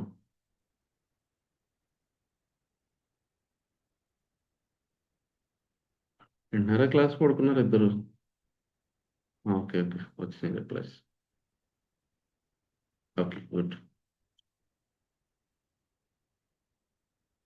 ఎక్సైజింగ్ పీరియడ్ అయిపోయింది. ఓకే, ఎక్సైజింగ్ పీరియడ్ అర్థమైంది కదా. ఫస్ట్ మనకైతే వాళ్ళకి ఎంత అయితే మన 100 రూపీస్ 200 డెబిట్ అవుతుంది. సో 2 ఈక్విటీ షేర్స్ 2 సెక్యూరిటీ, వాళ్ళకి షేర్స్ ఇస్తాం కాబట్టి ఫేస్ వాల్యూ ఏమో ఈక్విటీ షేర్ క్యాపిటల్ కింద డెబిట్ చేస్తాము, సెక్యూరిటీస్ ప్రీమియం ఏమో రిమైనింగ్ అమౌంట్ సపోజ్ ఆ డిఫరెన్స్ అమౌంట్ సెక్యూరిటీస్ ప్రీమియం కింద బుక్ అవుతుంది. బ్యాంక్ అమౌంట్ ఎంత అయితే వస్తుందో అంత ఎస్పీ రిజర్వ్ క్యారింగ్ అమౌంట్. ఇక్కడ ఎక్కడ డౌట్ లేదు, ఎందుకంటే ఇది ఒక్కటే బ్యాలెన్సింగ్ అమౌంట్ కాబట్టి ఇది ఒక్కటి గుర్తుపెట్టుకోకండి, మిగిలిన గుర్తుపెట్టుకోండి. సో ఈ డిఫరెన్స్ సెక్యూరిటీస్ ప్రీమియంలో వేసేసేయండి. ఓకే, ఇదేమో ఎక్సైజ్ ప్రైస్, ఇదేమో క్యారింగ్ అమౌంట్, ఇదేమో number of shares into face value. ఈ కిందది ఏంటి, ఎవరైనా ఎక్సైజ్ చేసుకోలేని ఉంటారు కదా, number of employees not excising options eligible అయ్యి ఎక్సైజ్ చేసుకోలేని ఉంటారు కదా, into number of options per employee into fair value of option grand date. So ఇది చేసి అది ఇక్కడ ఫిల్ చేస్తాం, రిమైనింగ్ అమౌంట్ బ్యాలెన్సింగ్ ఫిగర్లో పడిపోతుంది అంతే. మోడిఫికేషన్ కూడా అర్థమైంది కదా. ప్రై మోడిఫికేషన్ ఇప్పుడు ప్రైస్ ఇంక్రీజ్ అవుతే ఏం చేయాలి, సపోజ్ సింపుల్గా ఆప్షన్ ఎక్సైజింగ్ ప్రైస్ ఇంక్రీజ్ చేసింది కంపెనీ, అంటే 100 రూపీస్ ప్లేస్లో 200 పే చేసి నీకు నేను 2000 రూపీస్ షేర్స్ ఇస్తాను అన్నట్టు ఏదో చెప్పింది. సరే, అల్టిమేట్గా ప్రైస్ ఇంక్రీజ్ చేసింది ఎక్సైజింగ్ ప్రైస్. సో ఇది ఎంప్లాయీకి లాస్, కంపెనీకి బెనిఫిట్. సో ఇప్పుడు మనం అకౌంటింగ్ చేయకూడదు దీనికి. ఎప్పుడైతే ఎంప్లాయీ బెనిఫిట్ అవుతున్నాడో అంటే ఎంటిటీకి లాస్ అవుతుందో అప్పుడు మాత్రమే అకౌంటింగ్ చేయాలి. అప్పుడు కూడా ఏం చేయాలి, ఆ ఇంక్రీజ్ అయిన అమౌంట్ ఉంటుంది కదా, ఎంతైతే దాని incremental fair value of option అంటాం దాన్ని అది ఫైండ్ అవుట్ చేసి అది రిమైనింగ్ ఇయర్స్కి రైట్ ఆఫ్ చేయాలి. ఇవన్నీ సమ్స్ చూద్దాము. డౌట్ ఉంటే అక్కడ ఒకసారి క్లారిఫై అయిపోతాయి, కానీ డౌట్ ఉంటే అడగండి, తప్పేం లేదు. ఇంకా అంటే ఏదో చిన్నగా అర్థమయ్యి అర్థం కానట్టు ఏమన్నా అనిపిస్తే ఒకవేళ అది సమ్స్లో క్లియర్ అయిపోతుంది. క్లియర్గా అర్థం కాకపోతే అడిగేసేయండి, డౌట్ ఏం లేదు, మళ్ళీ చెప్తా. సరే, cancellation of the equity settlement SPV to. ఇప్పుడు క్యాన్సిలేషన్ చేసేస్తున్నాం. క్యాన్సిలేషన్ చేస్తున్నాం అంటే ఎప్పుడు ఫస్ట్ ఒకటి ఫైండ్ అవుట్ చేయమని చెప్తాను నేను. సో ముందు క్యారింగ్ అమౌంట్ కావాలి మనకి. క్యారింగ్ అమౌంట్ ఎలా వస్తుంది, సో ఇక్కడ సింపుల్గా ఇంకోటి చెప్తారు. ఇక్కడ క్యారింగ్ అమౌంట్ ప్లేస్లో ఒకటి చిన్న చేంజ్ అవుతుంది, ఏం లేదు. అల్టిమేట్గా ఎంటైర్ రిమైనింగ్ ఈసాప్స్ ఎక్స్పెండిచర్ ఉంటుంది కదా, అది మొత్తం రైట్ ఆఫ్ చేసాం. అంటే ఆల్రెడీ ఒక 2 ఇయర్స్కి 5 ఇయర్స్ అనుకున్నాం, 2 ఇయర్స్ కంప్లీట్గా రికార్డ్ చేసాం. మన ఫార్ములాస్ డివైడ్ బై 5 × 2 వరకు చేసేస్తాం. అంటే ఆ 2 ఇయర్స్ ఎక్స్పెండిచర్ బుక్ అయిపోయింది ఆల్రెడీ. ఇంకా 3 ఇయర్స్ ఎక్స్పెండిచర్ ఉంటుంది కదా ఆ రోజున్న ఎంప్లాయీస్ ప్రకారం, అది అంటే ఇక చూడు సింపుల్గా ఇక్కడ ఎక్స్పెక్టెడ్ నెంబర్ ఆ పైనదే. అంటే ఎలా అంటే చెప్తా చూడండి, కన్ఫ్యూజ్ అవ్వద్దు. క్యాన్సిలేషన్ అయినప్పుడు ఏంటంటే ఇంకా నెంబర్ ఆఫ్ ఎంప్లాయీస్ ఎక్స్పెక్టెడ్ అన్న కండిషన్ ఉండదు. ఎందుకంటే ఇంకా ఆ రోజు ఉన్న వాళ్ళందరికీ క్యాన్సిల్ చేసేస్తావు కాబట్టి number of employees on the date of cancellation సింపుల్గా ఇంటూ నెంబర్ ఆఫ్ ఆప్షన్స్, ఇదంతా సేమే, divided by total vesting period కూడా సేమే ఉంటుంది, డివైడ్ బై ఇక్కడ 5 క్యాన్సిల్ చేసేస్తున్నావు కాబట్టి ఇంకా డివైడ్ బై ఇప్పుడు థర్డ్ ఇయర్లో క్యాన్సిల్ చేస్తున్నావు డివైడ్ బై 3 × 3 అంటే టోటల్ ఎక్స్పెండిచర్ అంటే తీసేసుకోవడం పర్లేదు. Number of employees on the cancellation date into number of options per employee into fair value of option at grant date. Total expenditure వస్తుంది. Already 2 ఇయర్స్లో book చేసిన expenditure కాదు manage చేసేస్తే remaining expenditure అంతా book చేసేయమని చెప్తున్నాడు సింపుల్గా. సో ఫస్ట్ స్టెప్ అయిపోయింది. So first step అయిపోయిన తర్వాత ఏమవుతుంది, ఇప్పుడు అల్టిమేట్గా నీకు క్యారింగ్ అమౌంట్ ఎంత ఉంటుంది, ఆల్రెడీ సెకండ్ ఇయర్లో బుక్ చేసిన ఎక్స్పెండిచర్, ఇప్పుడు బుక్ చేసిన ఎక్స్పెండిచర్. అంటే సింపుల్గా number of employees on the date of cancellation into fair value of option into sorry number of options into fair value of option grand date, ఆ amount వస్తుంది. First step అయిపోయింది. So ఇప్పుడు ఏం చేయమన్నా అంటే టోటల్ అమౌంట్ కాంపన్సేషన్ ఇప్పుడు cancel చేస్తా అంటే ఎంప్లాయీస్ ఒప్పుకోరు కదా, ఎంప్లాయీస్ స్ట్రైక్లు చేస్తారు, లేకపోతే వాళ్ళు కొంచెం లోగా ఫీల్ అవుతారు. సో వాళ్ళ బెనిఫిట్ ఇప్పుడు దాకా 10 lakhs 20 lakhs 1 lakh 2 lakhs దాన్ని ఎక్స్పెక్ట్ చేసి సడన్గా క్యాన్సిల్ చేశాడు. సో దీనివల్ల ఖచ్చితంగా ఎంప్లాయీస్ ఎఫెక్ట్ అవుతారు. సో ఎంప్లాయీ చేంజ్ అవ్వడమో లేకపోతే ఎంప్లాయీస్ సరిగ్గా వర్క్ చేయకపోవడం ఇలాంటి తలనొప్పులు అన్నీ ఉంటాయి కాబట్టి సరే ఓకే క్యాన్సిల్ చేశాను, సరే మీకు ఇదేంటిది ఒక 10 lakhs ఎక్స్పెక్ట్ చేశాను, నేను అంత ఇవ్వలేను, సరే క్యాన్సిల్ చేస్తున్నా కాబట్టి మీకు ఒక 5 lakhs 3 lakhs 2 lakhs బెనిఫిట్ ఇస్తానని చెప్పేసి ఓ పర్ ఎంప్లాయీకి 2 lakhs ఇస్తున్నాం అనుకుందాం. సో ఇప్పుడు చూడండి, number of employees on the date of cancellation into number of options per employee into compensation amount. So suppose ఒక్కొక్క 100 రూపీస్ ఉందనుకుందాం, అది గ్రాండ్ డేట్ నాడు ఇప్పుడు 50 రూపీస్ ఇచ్చేసాడు సింపుల్గా, ఎందుకంటే 3 ఇయర్స్ అయింది కాబట్టి 3 ఇయర్స్కి 50 రూపీస్ ఇచ్చేసాడు. Number of employees on the grant date అంటే సపోజ్ ఒక 900 మెంబర్స్ ఉన్నారనుకుంటే into number of options already same 1000 options ఇచ్చాం కదా ఒక్కొక్కరికి ఇంటూ 50. సో ఆ అమౌంట్ మొత్తం దానికి కాంపన్సేషన్ అమౌంట్ ఇచ్చినట్టు క్యాలిక్యులేట్ చేసాం. ఇప్పుడు ఏంటంటే ఇది ఇది ఇంపార్టెంటే, కానీ దీంట్లో ఎంత రివాల్యూషన్ రిజర్వ్కి ఇవ్వాలి, అంటే రివాల్యూషన్ రిజర్వ్ అంటే ఫస్ట్ స్టెప్లో వచ్చింది కదా, దానికి ఎంత ఇవ్వాలి, మిగిలింది పిఎన్ఎల్కి ఎంత ఇవ్వాలి అనేది ఇంపార్టెంట్. ఇక్కడ స్టెప్లో ఈ క్యాన్సిలేషన్లో ఇంపార్టెంట్ పాయింట్ ఏంటంటే సింపుల్గా ఈ సెకండ్ స్టెప్లో వచ్చిన కాంపన్సేషన్ అమౌంట్ ఉంది కదా, కాంపన్సేషన్ అమౌంట్ రిజర్వ్కి ఎంత ఇవ్వాలి, పిఎన్ఎల్కి ఎంత ఇవ్వాలి. సో అదే ఇంపార్టెంట్. రిజర్వ్కి ఎంత ఇవ్వాలంటే సింపుల్గా ఆ రోజున్న ఫేర్ వాల్యూ ప్రకారం ఇస్తాం. సింపుల్గా ఈ అమౌంట్ ఉంది కదా, సపోజ్ ఇక్కడ ఒక 50 lakhs వచ్చింది అనుకుంది ఎగ్జాంపుల్, 50 lakhsని ఎస్పీబీ రిజర్వ్కి ఎంత ఇవ్వాలి, పిఎన్ఎల్కి ఎంత ఇవ్వాలి. ఎస్పీబీ రిజర్వ్కి ఎంత ఇస్తే మిగిలింది పిఎన్ఎల్, రెండు ఉన్నప్పుడు ఒకటి క్యాలిక్యులేట్ చేస్తే ఇంకోటి ఆటోమేటిక్గా ఏమైనా మీ ఫామ్లో అప్లై చేయమని చెప్పాను కదా, సేమ్ అదే. సరే, ఎస్పీబీ రిజర్వ్కి ఎంత ఇవ్వాలంటే number of employees on the date of cancellation into number of options per employee into fair value of option the date of cancellation. Simple. ఏం లేదు, number of employees on the date of cancellation number of options per employee అంటే ఇక్కడ ఏంటంటే ఈ ఫామ్లో ఒకటే ఇంచుమించు, కాకపోతే ఇక్కడ కాంపన్సేషన్ అమౌంట్ అని ఉంది, ఇక్కడ fair value of option on the date of cancellation. ఆ రోజు క్యాన్సిల్ అయినప్పుడు మనకు క్వశ్చన్లో ఇస్తాడు, క్యాన్సిల్ చేసినప్పుడు ఫేర్ వాల్యూ దానికి 40 రూపీస్ ఉంది అనుకుందాం సింపుల్గా. అంటే సింపుల్గా ఇక్కడ ఏం చేస్తున్నాం, 50 రూపీస్లో 40 రూపీస్ మాత్రం రిజర్వ్కి ఇచ్చి ఫేర్ వాల్యూ ప్రకారం ఇచ్చి రిమైనింగ్ పిఎన్ఎల్కి ఇచ్చేస్తున్నాం. అంటే 10 రూపీస్ పిఎన్ఎల్కి ఇస్తున్నాం. అంటే సింపుల్గా 900 ఇంటూ 1000 ఇంటూ 40 ఏమో ఎస్పీపీ రిజర్వ్కి ఇస్తున్నావు, 900 ఇంటూ 1000 ఇంటూ 10 రూపీస్ ఏమో పిఎన్ఎల్కి ఇస్తున్నాం, అంతే. సో ఇప్పుడు ఎంట్రీ రాయండి. ఎస్పీపీ రిజర్వ్ ఇంకా ఎంతైతే మనం ఫస్ట్ స్టెప్లో క్యాలిక్యులేట్ చేసావో, అది రివర్స్ చేసావో, అది మొత్తం ఎక్స్పెండిచర్ బుక్ చేసిన తర్వాత అమౌంట్ ఉంటుంది కదా, అది ఇంక ఉండకూడదు కాబట్టి నేను క్యాన్సిల్ చేస్తున్నావు కాబట్టి అది డెబిట్ చేయండి. సో తర్వాత బ్యాంక్ ఎంతైతే పే చేస్తున్నామో బ్యాంక్లో క్రెడిట్ చేయండి. So okay. తర్వాత ఈ కాలిక్యులేట్ చేసావు కదా ఎస్పీబీ రిజర్వ్. సో ఆ ఎస్పీబీ రిజర్వ్ కాకుండా ఇంకా రిమైనింగ్ అమౌంట్ ఉంటుంది కదా, పిఎన్ఎల్కి వెళ్ళిపోతుంది. సో తర్వాత ఏమైనా ఉంటే, సో ఎస్పీబీ రిజర్వ్ ఇక్కడ డెబిట్ అవుతుంది, ఇక్కడ పిఎన్ఎల్ అవుతుంది, రిమైనింగ్ ఏమైనా ఉంటే అది మొత్తం రిటైనర్స్కి మూవ్ అయిపోతుంది. సరే, మళ్ళీ ఎంట్రీ ఒకసారి చెప్తాను చూడండి. ఈ ఎంట్రీ ఫస్ట్ ఎంట్రీ రాసుకోండి. ఎస్పీబీ రిజర్వ్ ఇంకా క్రెడిట్ ఉండదు, ఇంకా క్యాన్సిల్ చేస్తాం కాబట్టి అది ఉండదు, కాబట్టి ఉండకూడదు కాబట్టి దాన్ని డెబిట్ చేసాం. తర్వాత బ్యాంక్ని క్రెడిట్ చేసాం ఎందుకంటే మనం డబ్బులు పే చేస్తాం కాబట్టి. సరే, ఈ రెండు అయిపోయిన తర్వాత ఇప్పుడు పిఎన్ఎల్కి కొంచెం పిఎన్ఎల్కి చేయాలని చెప్పారు, ఖచ్చితంగా లాస్ వస్తుంది, గెయిన్ రాదు ఎప్పుడు. సో లాస్ కూడా డెబిట్ అవుతుంది. సో ఈ మూడు ఎంట్రీస్ ఫిల్ చేసుకోండి. సో ఇప్పుడు చూడండి, బ్యాంక్ ఎంతైతే మనం పే చేస్తామో అంత, దాంట్లో ఏం తేడా ఉండదు. తర్వాత ఎస్పీ రిజర్వ్ మీకు ఆల్రెడీ ఈ స్టెప్లో క్యాలిక్యులేట్ చేసాం కదా, ఇది కాదు గుర్తుపెట్టుకోండి, ఇది కాదు. మనకి ఎంతైతే టోటల్ రిజర్వ్ ఉందో అది క్రెడిట్ అమౌంట్ ఉంటుంది ఈ ఫస్ట్ స్టెప్లో రికగ్నైజ్ చేసిన తర్వాత, అంటే సో టోటల్ ఎక్స్పెండిచర్ ఉంటుంది కదా, అది డెబిట్ అవుతుంది. సో గుర్తుపెట్టుకోండి, కన్ఫ్యూజ్ అవ్వద్దు, అది డెబిట్ అవుతుంది. ఈ పిఎన్ఎల్ ఇక్కడ ఎంతైతే క్యాలిక్యులేట్ చేసామో అది పిఎన్ఎల్ ఇక్కడ డెబిట్ అవుతుంది. ఈ రిమైనింగ్ అమౌంట్ అంటే అంటే సింపుల్గా ఏంటంటే, సింపుల్గా ఈ రెండు కలిపిన తర్వాత నీకు మొత్తం అమౌంట్ ఎంత వచ్చిందో, రిజర్వ్స్లో ఎంత ఇచ్చావు ఉంటుంది, మిగిలింది రిటైన్ ఎర్నింగ్స్. అంటే ఈ ఎస్పీ రిజర్వ్లో 40 రూపీస్ ఇచ్చావు కదా, సో దీంట్లో ఆల్రెడీ ఒక 45 ఉంది అనుకుందాం. సపోజ్ మన ఈ ఫామ్లో యూస్ చేస్తాం కదా, ఈ ఫామ్లో యూస్ చేసినప్పుడు ఇక్కడ ఏం అది ఈ స్టెప్లో ఫస్ట్ స్టెప్లో మనం ఫామ్లో ఏం యూస్ చేస్తామంటే on the grant date. So ఆ గ్రాండ్ డేట్ నాడు ఎంప్లాయీస్కి ఎంతైతే అమౌంట్ ఉంటుందో ఆ రిమైనింగ్ అమౌంట్, డిఫరెన్స్ అమౌంట్ ఉంటుంది కదా, అది రిటైన్ ఎర్నింగ్స్కి మూవ్ చేస్తుంది. ఇది బ్యాలెన్స్ ఫిగర్. సరే, ఈ మూడు ఫిగర్స్ ఫిల్ చేస్తే ఆటోమేటిక్గా నాలుగో ఫిగర్ బ్యాలెన్స్ ఫిగర్. సో సింపుల్గా ఎస్పీ రిజర్వ్ ఎంతైతే క్రెడిట్ ఉందో అది మొత్తం క్యారింగ్ అమౌంట్ డెబిట్ చేసేస్తావు, బ్యాంక్ అకౌంట్ చేస్తావు, పిఎన్ఎల్ అకౌంట్ ఇక్కడ వచ్చింది కదా, డిఫరెన్స్ ఇంకా అంటే ఇంకా సింపుల్గా ఈ రిటైనింగ్స్ ఏంటంటే ఎస్పీ రిజర్వ్లో ఇంకా ఉండిపోతుంది కదా, కొంచెం అమౌంట్ కాంపన్సేషన్ ఇచ్చావు అంటే మిగిలిన అమౌంట్ ఇంకా ఉండిపోతుంది కదా, అది బ్యాలెన్సింగ్ ఫిగర్, అది రిటైనింగ్స్కి మూవ్ చేసేయాలి. ఓకే, అయిపోయింది. ఈక్విటీ సెటిల్మెంట్ అయిపోయింది. డౌట్ ఏమైనా ఉంటే చెప్పండి, మళ్ళీ ఒకసారి ఎక్కడైనా డౌట్ ఉంటే రిపీట్ చేస్తాను. ఇది అర్థమైతే మీకు తర్వాత ఏముండదు, జస్ట్ పేరు ఒకటి మారుతుంది అంతే. క్యాష్ క్యాష్ సెటిల్మెంట్లో ఏమవుతుందంటే SPP employee benefit expenditure account పెట్టి ఎస్పీపీ రిజర్వ్ అన్నారు కదా, ఆ రిజర్వ్ ప్లేస్లో లైబిలిటీ వస్తుంది అంతే. ఈ క్యాష్ సెటిల్మెంట్కి సేమ్ ఇదే ఎంట్రీ ఉంటుంది, ఎంప్లాయీ బెనిఫిట్ ఎక్స్పెండిచర్ డెబిట్ ఉంటుంది, ఎస్పీపీ రిజర్వ్ ప్లేస్లో ఎస్పీపీ లైబిలిటీ ఉంటుంది ఎందుకంటే క్యాష్ పే చేయాలి కాబట్టి. ఓకే, డౌట్ ఏమైనా ఉంటే చెప్పండి, మళ్ళీ ఒకసారి రిపీట్ చేద్దాం, లేకపోతే క్యాష్ సెటిల్మెంట్కి వెళ్ళిపోతాం.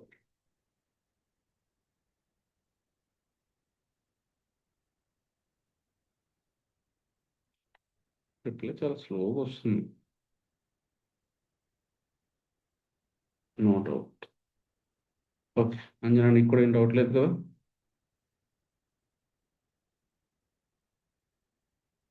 సరే, అర్థమైంది కదా, ఈక్విటీ సెటిల్మెంట్ అంతా అర్థమైంది కదా. ఈక్విటీ సెటిల్మెంట్ ఏంటంటే మనం సింపుల్గా నెంబర్ ఆఫ్ ఇక్కడ కూడా ఇక్కడ అక్కడ రెండిట్లో చేంజ్ అయ్యేది ఏంటంటే, ఒకటే మేజర్గా చేంజ్ అయ్యేది ఏంటంటే fair value of option at granted. రెండింటి ఒకటే ఫార్ములా, సేమ్ అన్ని సేమ్ ఉంటాయి. ఇక్కడ చేంజ్, ఇక్కడ fair value of option at granted అంటున్నాను కదా, ఇక్కడ ఏంటంటే fair value of option at balance sheet date అని వస్తుంది అంతే, మిగిలింది అంతా సేమ్. సో క్యాష్ సెటిల్మెంట్ అంటే ఈక్విటీ సెటిల్మెంట్ అర్థమైతే క్యాష్ సెటిల్మెంట్ ఏమి ఉండదు, నథింగ్, దాంతో కంపేర్ చేస్తే. సో చూడండి ఇప్పుడు, సో చూడండి, ఈ క్యాష్ సెటిల్మెంట్ అంటే ఏంటి, మనం అల్టిమేట్గా మనము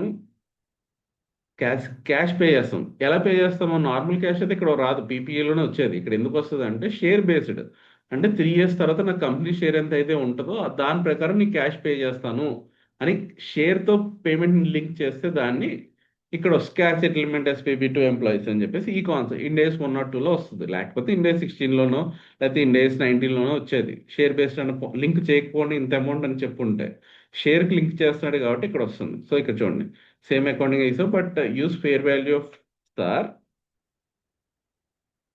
at each balance sheet date for calculation of expenditure to recognise each year. అంటే సో సింపుల్గా అదే ఫార్ములా, కాకపోతే మనం ఏం చేస్తామంటే బ్యాలెన్స్ షీట్ డేట్ అంటే తీసుకోవాలని చెప్తున్నాడు. సో సో మిగిలిందంతా సేమ్. ఇక్కడ మళ్ళీ ఏం చెప్పక్కర్లేదు మీకు, డైరెక్ట్గా నెంబర్ ఆఫ్ ఎంప్లాయీస్ ఎక్స్పెక్టెడ్ అదంతా same into number of stars into fair value of star at each.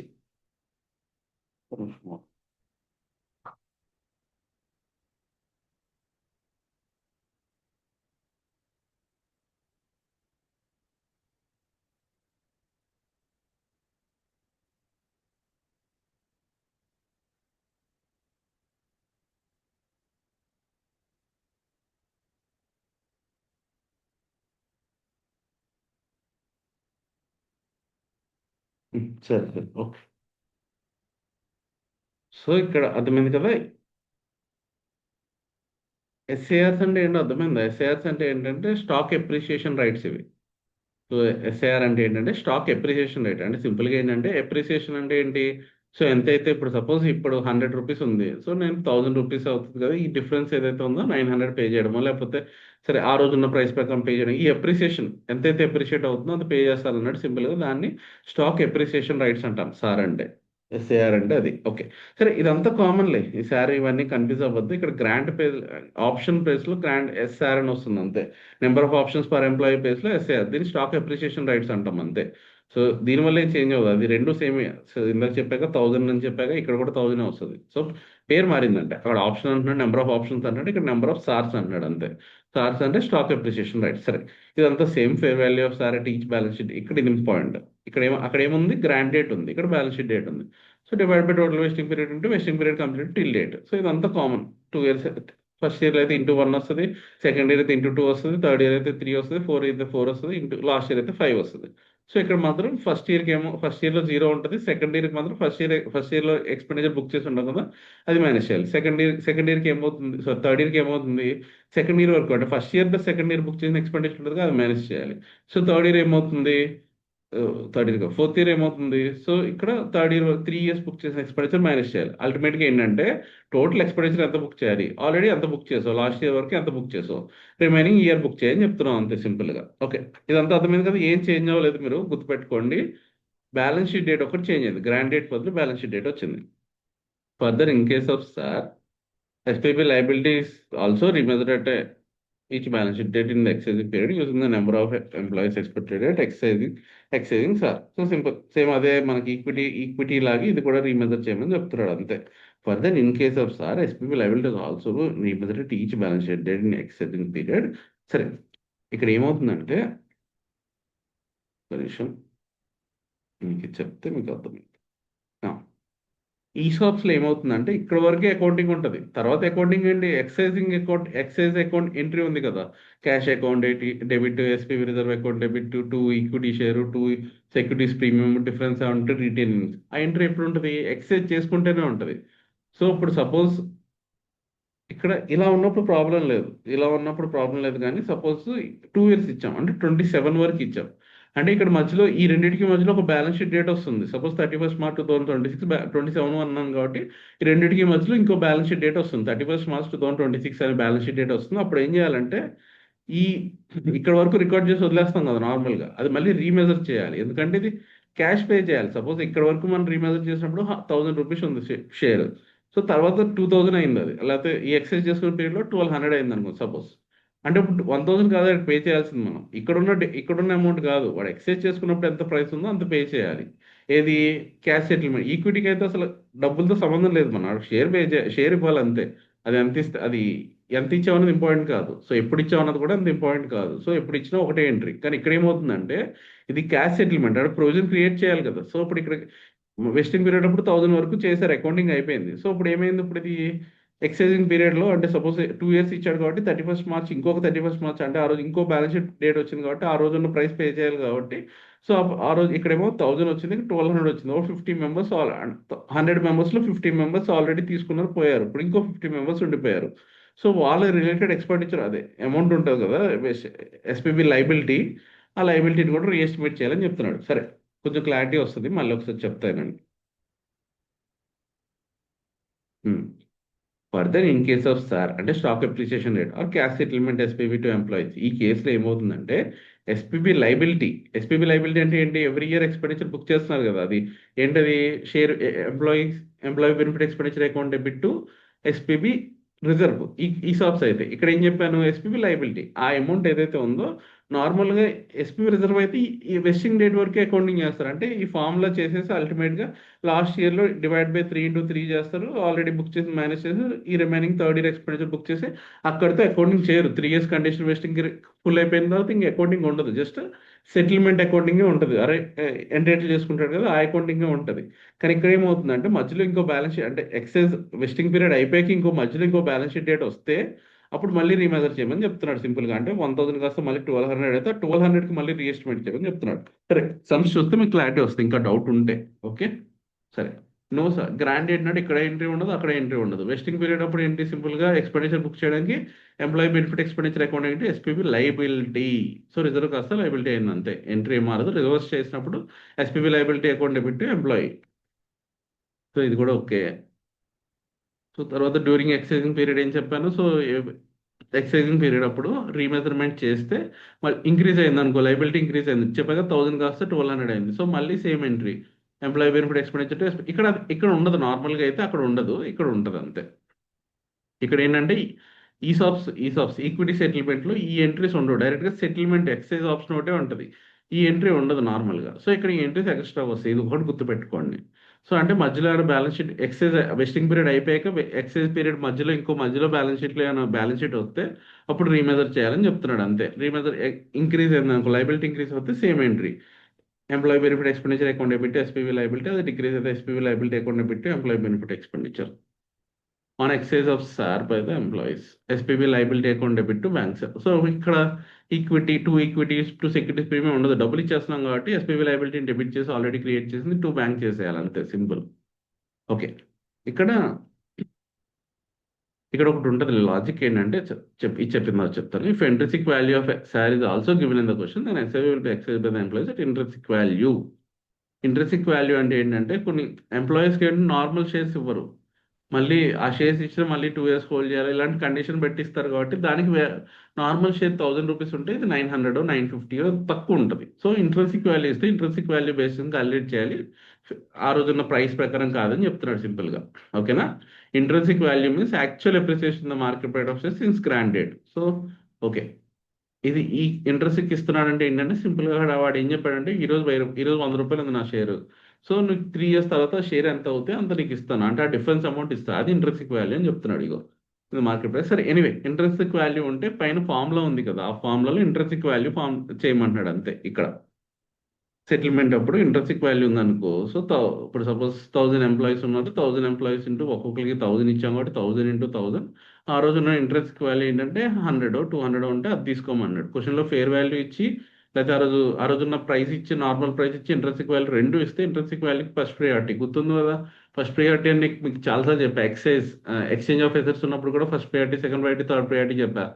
తర్వాత మీకు లీజెస్ చెప్పినప్పుడు కూడా బారోయింగ్ కాస్ట్లో లెస్సీకి మేజర్గా 2 ఉంటాయి. ఇంప్లిసిట్ కాస్ట్ తీసుకోవాలి, ఇంప్లిసిట్ కాస్ట్ లేకపోతేనే ఇంక్రిమెంటల్ బారోయింగ్ కాస్ట్ తీసుకోవాలని చెప్పాను కదా, గుర్తుపెట్టుకోండి. అలాగే ఇక్కడ కూడా ఫస్ట్ ప్రయారిటీ ఏంటంటే ఇంట్రెన్సిక్ వాల్యూ అంటే ఇంట్రెన్సిక్ వాల్యూ తీసుకోండి, అది లేకపోతేనే వాడు ఆ రోజున్న ప్రైస్ ఇస్తే అది తీసుకోండి, మార్కెట్ వాల్యూ ఇస్తే మార్కెట్ వాల్యూ తీసుకోండి. ఫస్ట్ ప్రయారిటీ మాత్రం ఇంట్రెన్సిక్ వాల్యూ, అది ఉంటే మాత్రం దాంతో చేయండి అంతే. ఓకే, ఇంకా నెక్స్ట్ పాయింట్ ఏంటంటే సార్ వెస్ట్ ఇమీడియట్లీ అంటే సింపుల్గా ఏంటి, ఇంకా కండిషన్ ఏం లేదు. ఆ రోజు ఏ రోజైతే ఇచ్చాడో ఆ రోజు ప్రైస్ ప్రకారం నీకు డబ్బులు పే చేసేస్తాడు, ఇమీడియట్గా అయిపోతుంది. వెస్టింగ్ కండిషన్ లేదు సింపుల్గా. సార్ వెస్ట్ ఇమీడియట్లీ అంటే ఏం చేయాలి, అంత ఎక్స్పెండిచర్ అదే ఇయర్లో ఎప్పుడైతే మనం వెస్టింగ్ ఇస్తున్నామో అదే రోజు, since grant date will become vesting date. So vesting period ఉండదు, ఎందుకంటే నువ్వు వెంటనే ఇమీడియట్ అంటున్నావు అంటే ఇచ్చినప్పుడే ఆ రోజున్న కండిషన్ ప్రకారం. సపోజ్ మేనేజ్మెంట్ ఇలాంటివి చేసుకుంటుంది నార్మల్గా, వాళ్ళకి డబ్బులు కావాలి. సో వాడి కంపెనీ సో ఏం చేస్తాడు, ఒక రిజల్యూషన్ పాస్ చేస్తుంది, బోర్డు రిజల్యూషన్. సో వీళ్ళకి సార్ బెస్ట్ ఇమీడియట్లీ అని చెప్పి ఇచ్చేస్తాడు. సో సింపుల్గా ఏంటి, ఆ రోజు మొత్తం పే చేసేయాలి. ఆ రోజున డబ్బులు ఆ రోజు వాడికి వాడికి 10 కోట్లు కావాలంటే 10 కోట్లు రిలేటెడ్ సార్స్ ఇష్యూ చేసుకుని వెస్టింగ్ ఇమీడియట్లీ అని కండిషన్ ఇస్తాడు, గుర్తుపెట్టుకోండి. వెస్ట్ ఇమీడియట్లీ అన్నాడు అంటే వెంటనే మొత్తం ఆ రోజు ఇచ్చేయాలి, మొత్తం ఎక్స్పెన్స్ మొత్తం డబ్బులు వాడికి ఆ రోజు ఇచ్చేయాలి. అంటే మొత్తం ఎక్స్పెండిచర్ కూడా అప్పుడే బుక్ చేసుకోవాలి. అంటే సింపుల్గా గ్రాండ్ డేట్ నాడే మనం ఎంట్రీ వేసేస్తాం అంతే, వెస్ట్ ఇమీడియట్లీ అంటే. సో ఇది కూడా అయిపోయింది. మోడిఫికేషన్ ఓకే, అప్పుడు మోడిఫికేషన్ ఆల్రెడీ అక్కడ మోడిఫికేషన్ చూసారు కదా, ఇక్కడ మోడిఫికేషన్ ఏముంటుంది, ఇక్కడ ఒకటే మోడిఫికేషన్, ఎక్సైజ్ ప్రైస్లు గట్రా ఉండవు ఇక్కడ. ఎందుకంటే వాటి దగ్గర రూ. 100 తీసుకున్నట్టు రూ. 1000 కూడా అనే కాన్సెప్ట్ ఉండదు. కావాలంటే 900 ఇవి, దాన్ని ఇంట్రెస్ట్ వాల్యూ అని చెప్తున్నారు కదా, ఎంత ఇంక్రీజ్ అంత. సో ఇదంతా తల్లింపు అంత వద్దు. సింపుల్గా ఇక్కడ ఇక్కడ ఏం చేంజ్ అవుతుందంటే వెస్టింగ్ పీరియడ్ చేంజ్ అవుతుంది. వెస్టింగ్ పీరియడ్ రిడ్యూస్ అయింది అనుకో, ఎంప్లాయీకి బెనిఫిట్, సో అకౌంటింగ్ చేయి. సో సింపుల్గా ఇది ఇక్కడ ఏంటి, వెస్టింగ్ పీరియడ్ పెరిగింది అంటే ఎంటిటీకి బెనిఫిట్, అంటే ఇంకో 2 years తర్వాత పేమెంట్ చేయాలి. ఇప్పుడు ఏమి ఉండదు, వాడికి పేమెంట్ చేయాల్సిన అవసరం లేదు. సో ఇది ఇది ఎంటిటీకి బెనిఫిట్. సరే, ఇది ఎంటిటీకి benefit. If entity increase the vesting period అన్నప్పుడు, సో ఇప్పుడు ఏమవుతుంది, ఇది గ్రోత్ చేయాలి. ఎప్పుడైనా ఎంటిటీకి బెనిఫిట్ అవుతే మన ఈ ఈ షేర్ బేస్డ్ పేమెంట్లు ఇండియాస్ 1 or 2లో ఎంప్లాయీకి బెనిఫిట్ మోడిఫికేషన్, ఎంప్లాయీకి బెనిఫిట్ అవుతేనే అకౌంటింగ్ ట్రీట్మెంట్ ఉంటుంది. ఎంటిటీకి బెనిఫిట్ అవుతే ట్రీట్మెంట్ ఉండదు అని చెప్తున్నా, ఇగ్నోర్ చేయమని చెప్తున్నా. సో ఇప్పుడు చూడండి, if entity reduces the vesting period of SAR, it is an increase in the benefit to employee. So benefit increase అవుతుంది. So entity shall consider such reducer vesting period. Say ఇదేంటంటే ఇక్కడ సపరేట్గా treat చేయడం ఆ concept లేదు. సింపుల్గా ఈ ఫార్ములాలో, sorry ఈ ఫార్ములా ఉంది కదా, ఇక్కడ ఇప్పుడు టోటల్ వెస్టింగ్ పీరియడ్లో remaining vesting period into vesting period completed, ఈ ఫార్ములా చేంజ్ చేసామన్నాడు సింపుల్గా, అంతే. సో ఒక సమ్ చేద్దాం, క్లారిటీ వస్తుంది. ఓకే, ఇది ఓకే, ఇది అయిపోయింది. నేను ఎగ్జాంపుల్స్ ఇవ్వలేదు, సరే సమ్ చేద్దాం, క్లారిటీ వస్తుంది. సో ఇక్కడతో ఇంకేముంది, మోడిఫికేషన్ అర్థమైంది కదా. సో ఆ వెస్టింగ్ పీరియడ్ చేంజ్ చేసేసుకోమన్నా, total vesting period for the recognise expenses for that period. Okay, ఇది అయిపోయింది. సో అక్కడ సపోజ్ 5 years కాస్త 3 years చేసాను, డివైడ్ బై 3, 2 years అయిపోతే ఇంటూ 2. కింద కింద ఒకటి మారుతుంది, పైన ఎలాగ చెప్పగా పైన ఏం మారదు. ఇప్పుడే మోడిఫికేషన్ చేస్తే కిందది మారుతుంది అంతే. ఓకే, సరే దాని గురించి మర్చిపోండి. ఇప్పుడు SPB settlement with equity alternative. ఇప్పుడు ఏంటంటే 2 ఆప్షన్స్ ఇచ్చాడు, క్యాష్ సెటిల్మెంట్ ఇచ్చాడు, ఈక్విటీ ఈక్విటీ ఆల్టర్నేటివ్. అంటే నీకు షేర్స్ కావాలి షేర్స్, డబ్బులు కావాలి డబ్బులు, రెండు ఇస్తాడు ఇక్కడ క్వశ్చన్లో. ఓకే, ఇలా ఇచ్చినప్పుడు ఏం చేస్తారంటే నార్మల్గా షేర్స్కి కొంచెం ఫేర్ వాల్యూ అన్నాడు, అదే ఫేర్ వాల్యూ ఆఫ్ ఆప్షన్ కొంచెం ఈక్విటీ ఆప్షన్ ఎనేబుల్ చేసుకుంటే కొంచెం అమౌంట్ ఎక్కువ ఉంటుంది లైబిలిటీ కంటే. సో లైబిలిటీ అయితే కొంచెం తక్కువ ఇస్తాడు, ఈక్విటీ అయితే ఎక్కువ ఇస్తాడు బెనిఫిట్ నార్మల్గా అయితే.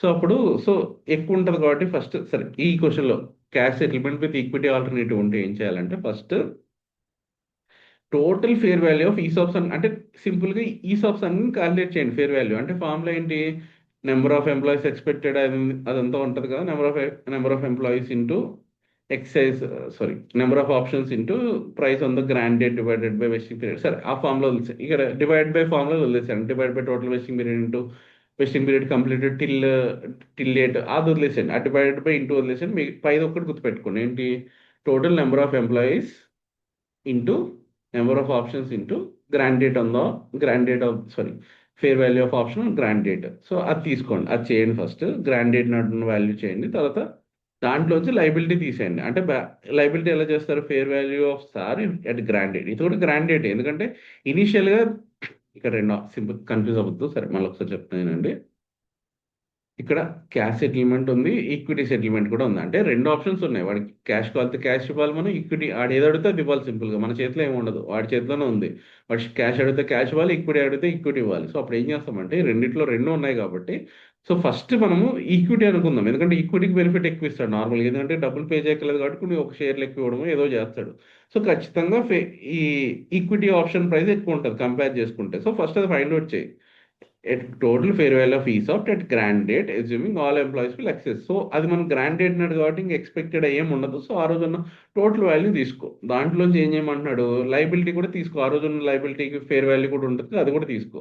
సో రెండింటిని మైనస్ చేస్తే వచ్చేది ఈసాప్ కాంపోనెంట్. అంటే సింపుల్గా ఈసాప్స్ క్యాలిక్యులేట్ చేసి దాంట్లో లైబిలిటీ తీసేస్తే రిమైనింగ్ మాత్రం ఈసాప్స్, ఈ అమౌంట్ ఆల్రెడీ లైబిలిటీ కాబట్టి రెండు కలిపి టోటల్ అమౌంట్ వచ్చేస్తుంది. సో సింపుల్గా ఈసాప్ అంటే ఈక్విటీ సెటిల్మెంట్ ఎంత వస్తుందో అని గ్రాండ్ డేట్ నాట్ క్యాలిక్యులేట్ చేసి దాంట్లో లైబిలిటీ తీసేస్తే అది మాత్రమే ఈసాప్ కాంపోనెంట్. సో ఇది లైబిలిటీ ఆల్రెడీ తెలుసు, ఇది ఇది ఆల్వేస్ చేంజ్ అయిపోతుంది. సో ఇది every balance sheet not change అయిపోతుంది. సెకండ్ పాయింట్ ఏదైతే ఉందో లైబిలిటీ, లైబిలిటీ అంటే ఏంటి, క్యాష్ సెటిల్మెంట్, ఇది every balance sheet not change అయిపోతుంది. దీన్ని వదిలేసండి, ఇది ఎవ్రీ మంత్ క్యాలిక్యులేట్, ఇది మాత్రం ఈసాప్స్ అనేది కాన్స్టెంట్ కదా. సో ఈ అమౌంట్ అయితే ఎంతైతే వచ్చిందో డివైడ్ బై ఎన్ని ఇయర్స్ అయితే అన్ని ఇయర్స్ రైట్ ఆఫ్ చేయాలి. So recognise it an expenses over the vesting period, గుర్తుపెట్టుకోండి, recognise it is an expense over the vesting period. So ఇక్కడ వెస్టింగ్ పీరియడ్ అంటే 3 years అయితే 3 years, 4 years అయితే 4 years, 5 years అయితే 5 years, దానికి రైట్ ఆఫ్ చేసేయాలి దీన్ని. ఇది మాత్రం ఎవరీ బ్యాలెన్స్ షీట్ డేట్ నాడు రీకాలిక్యులేట్ చేసి అది మాత్రం divide by vesting period into number of vesting period అది ఉందిగా, ఆ ఫార్ములా అప్లై చేయాలి.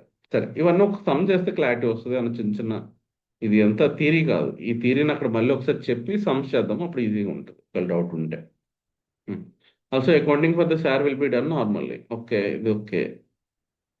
చెప్పాక గ్రాండ్ డేట్ నాడు ఎంట్రీ ఏమి ఉండదు, వెస్టింగ్ పీరియడ్ నాడు మాత్రం ఎంట్రీ, వెస్టింగ్ పీరియడ్లో ఎంట్రీస్ ఉంటాయి. అంటే రెండింటికి ఎంట్రీస్ ఉంటాయి. ఇక్కడ ఎంప్లాయీ బెనిఫిట్ డెబిట్ అవుతుంది, అది ఓకే. ఆ అమౌంట్ ఏదైతే ఉందో అది, ఇది ఆల్రెడీ ఎస్పీపీ రిజర్వ్ ఏమో చూసారు, ఈక్విటీ కాంపొనెంట్ వచ్చింది కదా, డిఫరెన్స్ అమౌంట్ టోటల్లోంచి, టోటల్ ఈసాప్స్ అనుకుని చేసి దాంట్లో లైబిలిటీ కాంపొనెంట్ మైనస్ చేస్తే వచ్చేది ఈసాప్ వాల్యూ అని చెప్పాను కదా. సో ఇది డివైడ్ బై 3, వెస్టింగ్ పీరియడ్ ఎంత అవుతుందో డివైడ్ బై 3, ఆ అమౌంట్ ఫిల్ చేస్తారు. లైబిలిటీ మాత్రం మన ఫార్ములా ప్రకారం క్యాలిక్యులేట్ చేస్తారు. ఫార్ములా ఏంటి? Number of employees expected to be fulfil the vesting condition into number of SARs. ఇక్కడ ఆప్షన్ బిల్లో సార్స్ వస్తే number of SARs per each employee into fair value of SAR on balance sheet date. Grant date కాదు, balance sheet. Divide by total vesting period into number of vesting period completed till date. So అది చేసి already book అయింది minus చేసి అది book చేస్తారు. ఇది okay. ఇదేమో డైరెక్ట్గా ప్రొపోర్షనేట్గా 3 years అయితే 3 years, 4 years అయితే 4 years బుక్ చేస్తారు. సో దీంట్లో అంతే. దీంట్లో ఎంప్లాయీ, ఇది చాలా ఇంపార్టెంట్. పైదేముందిలే కానీ పైన పైన ఆల్రెడీ తెలుసు, కింద ఇది ఇంపార్టెంట్. అంటే ఇప్పుడు ఎంప్లాయీస్ చేతిలో, వాడి చేతిలో ఉంది కాబట్టి వాడు ఏం చేస్తాడు, మొత్తం డబ్బులు కావాలన్నాడు. అంటే నాకు బ్యాంక్ కావాలన్నాడు మొత్తం. అంటే నాకు క్యాష్ ఇచ్చేయమన్నాడు. సో క్యాష్ ఇచ్చేమన్నాడు ఏంటి అంటే సింపుల్గా ఎస్పీబీ లైబిల్ టు బ్యాంక్, ఇది అయిపోయింది. సో రిజర్వ్లో డబ్బులు ఉంటుంది కదా మన దగ్గర, ఆ రిజర్వ్ మొత్తం రిటైర్నీస్కి మూవ్ చేసేస్తుంది. చాలా simple. SPB liable to bank, తర్వాత రిజర్వ్ అంతా ఇంకా ఈక్విటీ ఏమి ఇవ్వట్లేదు కాబట్టి మొత్తం రిటైర్నీస్కి మూవ్ చేసేస్తున్నాం. సో ఇది క్లియర్. ఇప్పుడు అందరూ ఏం చేశారంటే రివర్స్ తీసుకున్నారు. అంటే నాకు అన్ని ఈక్విటీ కావాలన్నారు, డబ్బులు వద్దు నాకు మొత్తం ఈక్విటీ షేర్స్ కావాలన్నారు. సో ఇప్పుడు లైబిలిటీ ఉండదు, ఎందుకంటే లైబిలిటీ డబ్బులు ఇస్తేనే లైబిలిటీ. సో ఇప్పుడు లైబిలిటీని మొత్తం ముందు ఎస్పీబీ రిజర్వ్కి క్రెడిట్ చేసాయి. అంటే ఎస్పీబీ లైబిలిటీ ఉండదు, ఎందుకంటే డబ్బులు పే చేయట్లేదు, ఈక్విటీ చేస్తున్నాం కాబట్టి ఎస్పీబీ లైబిలిటీని డెబిట్ చేసి టు ఎస్పీబీ రిజర్వ్ అకౌంట్, అంటే ఈక్విటీకి మూవ్ చేసేస్తున్నాం సింపుల్గా. సో చేసిన తర్వాత అప్పుడు నార్మల్ ఎంట్రీ మనకు తెలుసు. ఫస్ట్లో ఎంట్రీ చూసారు కదా, SP reserve account debit to equity, equity share capital to read securities premium to, ఏమైనా ఇంకా డిఫరెన్స్ ఏమంటే రిటైన్ ఎర్నింగ్స్. ఓకే. ఇక్కడ బ్యాంక్ ఉండదు, ఎందుకంటే రెండు ఆప్షన్స్ ఉన్నప్పుడు బ్యాంక్ అనే ఆప్షన్ పెట్టాడు మళ్ళీ, అంటే ఎక్సైజ్ ప్రైస్ అన్న కాన్సెప్ట్ పెట్టాడు. సో అందుకే బ్యాంక్ అకౌంట్ డెబిట్ అవ్వట్లేదు అంతే. ఓకేనా? ఇక్కడ వరకు అర్థమైందా? ఎవరికైనా డౌట్ ఉందా? ఎస్ అన్న చెప్పండి. ఒక 2-3 సమ్స్ చేసి ఈరోజు ఆపేసి మిగిలిన మార్నింగ్ కంప్లీట్ చేద్దాం సమ్స్ వరకు. ఒక 2-3 చేద్దాం, ఒక ఐడియా కోసం. మళ్ళీ కన్ఫ్యూజ్ అవుతారు మళ్ళీ మొత్తం చేయకపోతే. ఓకే.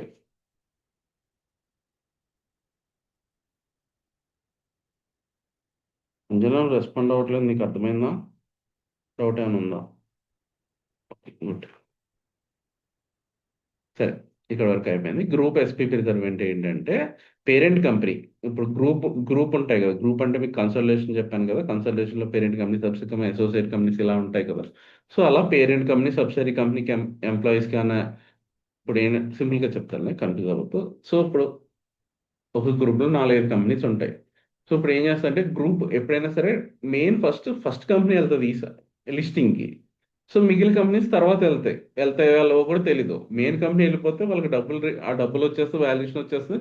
సో ఇంక వేరే కంపెనీస్ నార్మల్గా అన్లిస్టెడ్లో నడుపుతారు, ఎందుకంటే అదే పబ్లిక్ కంపెనీ కింద లేకపోతే ప్రైవేట్ కంపెనీ కింద నడుపుతారు, ఎందుకంటే రెగ్యులేషన్స్ తక్కువ ఉంటాయి. అదే లిస్టెడ్ కంపెనీకి రెగ్యులేషన్స్ ఎక్కువ ఉంటాయి మనకి, ఎందుకంటే మనకు ఆల్రెడీ ఇప్పుడు వారి ఉంది, వారి ఎనర్జీస్ ఉంది, వారి టెక్నాలజీస్ ఉంది. వారి టెక్నాలజీస్ పేరెంట్ కంపెనీ. సో వారి ఎనర్జీస్ అనేది సబ్సిడరీ కంపెనీ.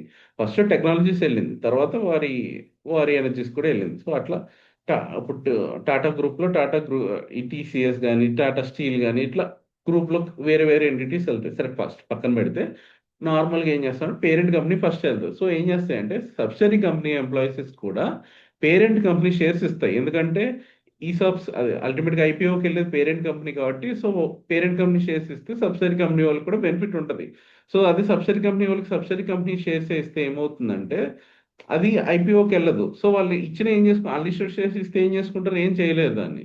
సో దాన్ని ఎవరికి పడితే వాళ్ళకి అమ్మలేరు. సో ₹10 వాల్యూ ఉన్నా దానికి ₹2కో ₹3కో అమ్ముకోవాల్సి వస్తుంది. సో అంటే దానికి కరెక్ట్ వాల్యూ ఫైండ్ అవుట్ చేయలేదు. సో ఇలాంటప్పుడు ఏం చేస్తాయంటే పేరెంట్ కంపెనీ ఎంప్లాయీస్ కూడా సబ్సిడరీ కంపెనీ షేర్స్ ఇస్తారు. సరే. సబ్సిడరీ కంపెనీ ఎంప్లాయీస్ కూడా పేరెంట్ కంపెనీ షేర్స్ ఇస్తారు. లేకపోతే reverse case, already parent company list అయిపోయింది, ఇప్పుడు సబ్సిడరీ కంపెనీ లిస్ట్ చేద్దామని చెప్పేసి. సో ఓకే, వీళ్ళందరికీ మోటివేషన్ ఉంటుందని చెప్పి పేరెంట్ కంపెనీ ఎంప్లాయీస్ కూడా వర్క్ చేస్తారు కాబట్టి దాంట్లో. సో పేరెంట్ కంపెనీ ఎంప్లాయీస్ కూడా సబ్సిడరీ కంపెనీ షేర్స్ ఇస్తున్నారు ఇప్పుడు.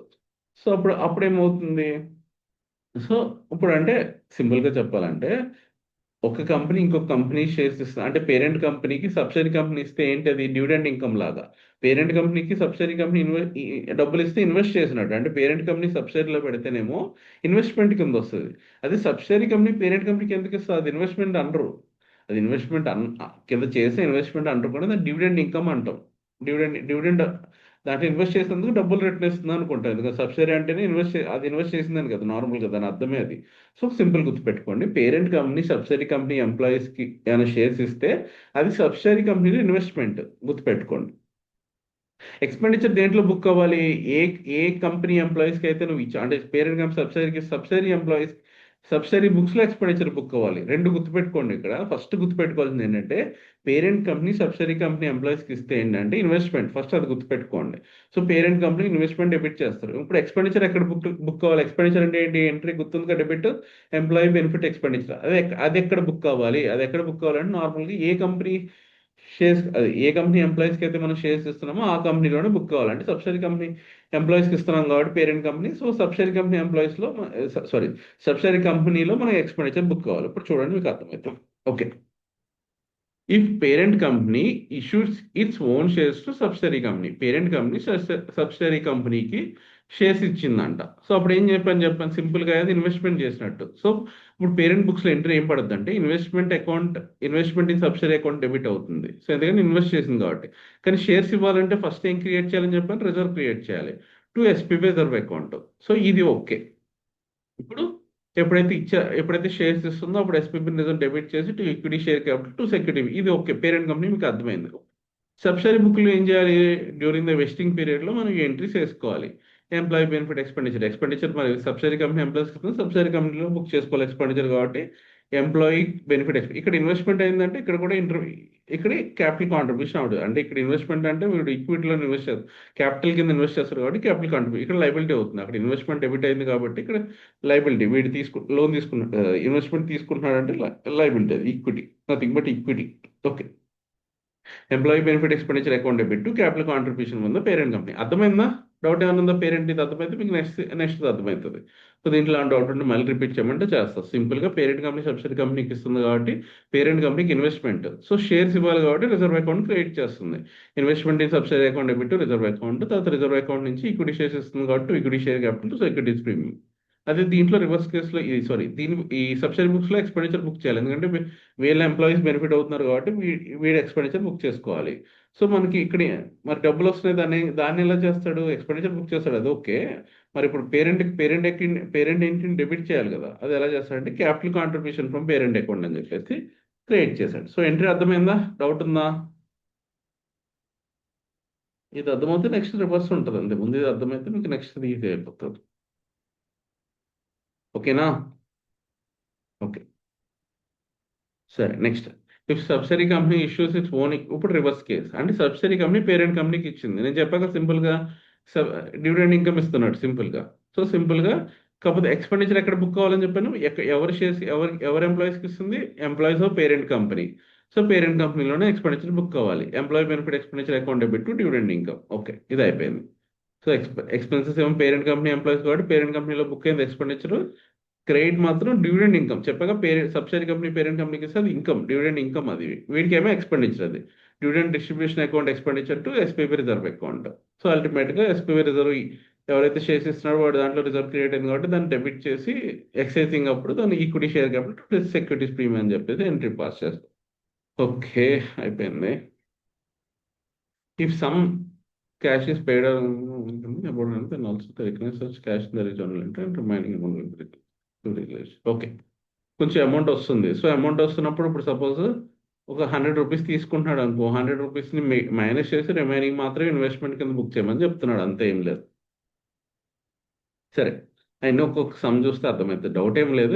ఏమైనా డబ్బులు వస్తాయి అంటే ఎక్సైజ్ ప్రైస్, సింపుల్గా చెప్పాలంటే ఎక్సైజ్ ప్రైస్ అని ఏమైనా తీసుకుంటే మాత్రం అప్పుడు ఈ రిలేషన్షిప్ ఉంది, investment in subsidiary capital contribution, ఆ అమౌంట్ మాత్రం మైనస్ చేయమని చెప్తున్నాడు, అంతే. సరే ఓకే, ఇది అయిపోయింది. అదర్ పార్టీస్ ఇది అసలు ఇది ఏం సింపుల్, చాలా simple. So suppose other parties అంటే ఈక్విటీ కానీ అన్ ఎక్స్పెండిచర్ కానీ పే చేసినప్పుడు, సారీ, పీపీఈ కానీ అన్ ఎక్స్పెండిచర్ పే చేసినప్పుడు PPE account debit SPP results. So payment ఇక్కడ వెండర్ రాడు, అలాగని చెప్పి క్యాష్ రాదు, ఎందుకంటే చేయట్లేదు కాబట్టి మనం షేర్స్ పేమెంట్ చేయాలి కాబట్టి. షేర్స్ పేమెంట్ అన్నప్పుడు ఎప్పుడు ఎస్పీపీ రిజర్వ్ గుర్తుపెట్టుకోండి. క్యాష్ అంటేనేమో లైబిలిటీ, ఈక్విటీ అంటేనేమో రిజర్వ్, అంతే, పెద్ద డిఫరెన్స్ ఏం లేదు. So PPE account debit to SPP reserve account, expenditure account debit to SPP reserve account. తర్వాత ఎస్పీబీ మనం ఈక్విటీ ఇస్తాం కాబట్టి ఎస్పీబీ రిజర్వ్ డెబిట్ చేసేసి టు ఈక్విటీ షేర్ కాబట్టి సో ఇక్కడ ఇదంతా ఓకే. అది ఇదైతే ఏమవుతుంది, ఎస్పీబీ లైబిలిటీ క్రియేట్ చేసి ఇచ్చినప్పుడేమో ఎస్పీబీ లైబిలిటీ టు బ్యాంక్ డబ్బులు ఇచ్చేస్తాం కాబట్టి టు బ్యాంక్, ఇది అయిపోయింది. ఇదేంటంటే కంటిన్యూస్ సర్వీస్. ఏదైనా మనకు ఒక, అంటే వాడికి షేర్స్ ఇస్తున్నాం కానీ కంటిన్యూస్గా సర్వీస్ ఇస్తున్నప్పుడు ఏంటంటే total fair value of services received అంటే ఎంత ఏదో రిసీవ్ చేసుకుని divide by number of months ఉంటుంది కదా, ఆ ప్రకారం బుక్ చేసుకోమని చెప్తున్నాం అంతే. సరే, కాన్సెప్ట్ అంతా అర్థమైందా? 2-3 సమ్స్ చేసేసి రేపు మిగిలినవి మార్నింగ్ చేద్దాం. ఎవరికైనా డౌట్ ఉందా ఇద్దరిలో ఒకసారి చెప్తే, ఆ డౌట్ ఉన్న కాన్సెప్ట్ ఏమైనా ఉంటే అది రిపీట్ చేసి సమ్స్లోకి వెళ్తాం. డౌట్ లేదంటే సమ్స్కి వెళ్ళిపోదాం. చెప్పండి, రిప్లై ఇవ్వండి. ఇది కొంచెం పెద్ద చాప్టర్ అంటే ఉన్న వాటిలో కంపేర్ టు కొంచెం పెద్దది, మరి పెద్దదేం కాదులే కానీ కొంచెం పెద్దది. ఓకే, నీకు కూడా అర్థమైంది కదా భారతి? అర్థమైంది సార్. Okay, good. ఏం డౌట్ లేదు కదా ఎక్కడ? లేదు సార్. ఏమన్నా డౌట్ ఉంటే సమ్ చేద్దాము, సమ్ చేసినప్పుడు డౌట్ ఉంటే చెప్తే కానీ. ఓకే, సరే. క్వశ్చన్ బ్యాంక్ కనిపిస్తుంది కదా? కనిపిస్తుంది సార్. ఓకే, సరే. India is 102, 23, 23, 3.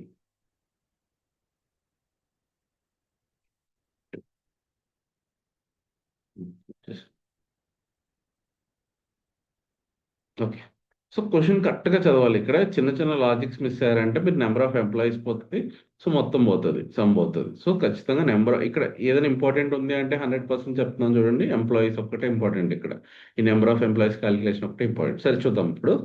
an ఎంటిటీ, కొంచెం రెస్పాండ్ అవ్వండి కొంచెం. నాకు కూడా ఈ సమ్స్, ఇది థియరీ కాదు. మీరు రెస్పాండ్ అయితే కొంచెం ఈజీగా మీకు అర్థమవుతుందని చెప్పిన స్టెప్కి ఎదరికి వెళ్తా, లేకపోతే 2-3 సార్లు రిపీట్ చేస్తా, టైం వేస్ట్ అవుతుంది నీకు నాకు ఇద్దరికి. సో కొంచెం ఎవరో ఒకరు రెస్పాండ్ అవుతే అర్థమవుతుంది. అంటే నేను అడుగుతా ఉంటే జస్ట్ అవి ఆన్సర్ చేసుకోండి అంతే. an entity issued 100 shares each of it's 1000 employees. So ఇక్కడ సరే, first total number of employees ఎంత ఉందో గ్రాండ్ డేట్ రాసుకోండి. ఇక్కడ ఎక్సెల్ ఓపెన్ చేస్తే నేను రాసుకుంటాను. సో ఆన్సర్ చేయండి. Okay, total number of employees, ఇక్కడ గ్రాండ్ డేట్. సో ఎంత total number of employees? 1000. Okay, next issued 1000 shares each. So ఇది నెంబర్ ఆఫ్ ఆప్షన్స్ అన్నట్టు. So number of options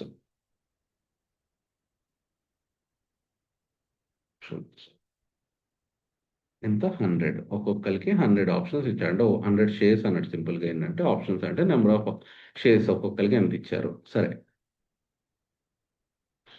condition ఏంటంటే subject to service condition of next 2 years, 2 years service condition. So అది కూడా రాసు, 2 years service condition. First ఇవన్నీ inputs fill చేసుకోండి. అది format అని చెప్పట్లేదు, జస్ట్ వాడు ఇచ్చిన ఇన్పుట్స్ అన్ని రాసుకున్నాను. ఎందుకంటే నేను చెప్తున్నాను కదా, ఇక్కడ రాసుకోవడం ఎలా అవుతుంది అంటే నేను యాక్చువల్గా ఇక్కడ రాసేస్తాను యాక్చువల్గా ఇవన్నీ, కాకపోతే ఇక్కడ నాకు రాయడానికి స్కోప్ లేదు, ఇక్కడ రాయడానికి కుదరట్లేదు.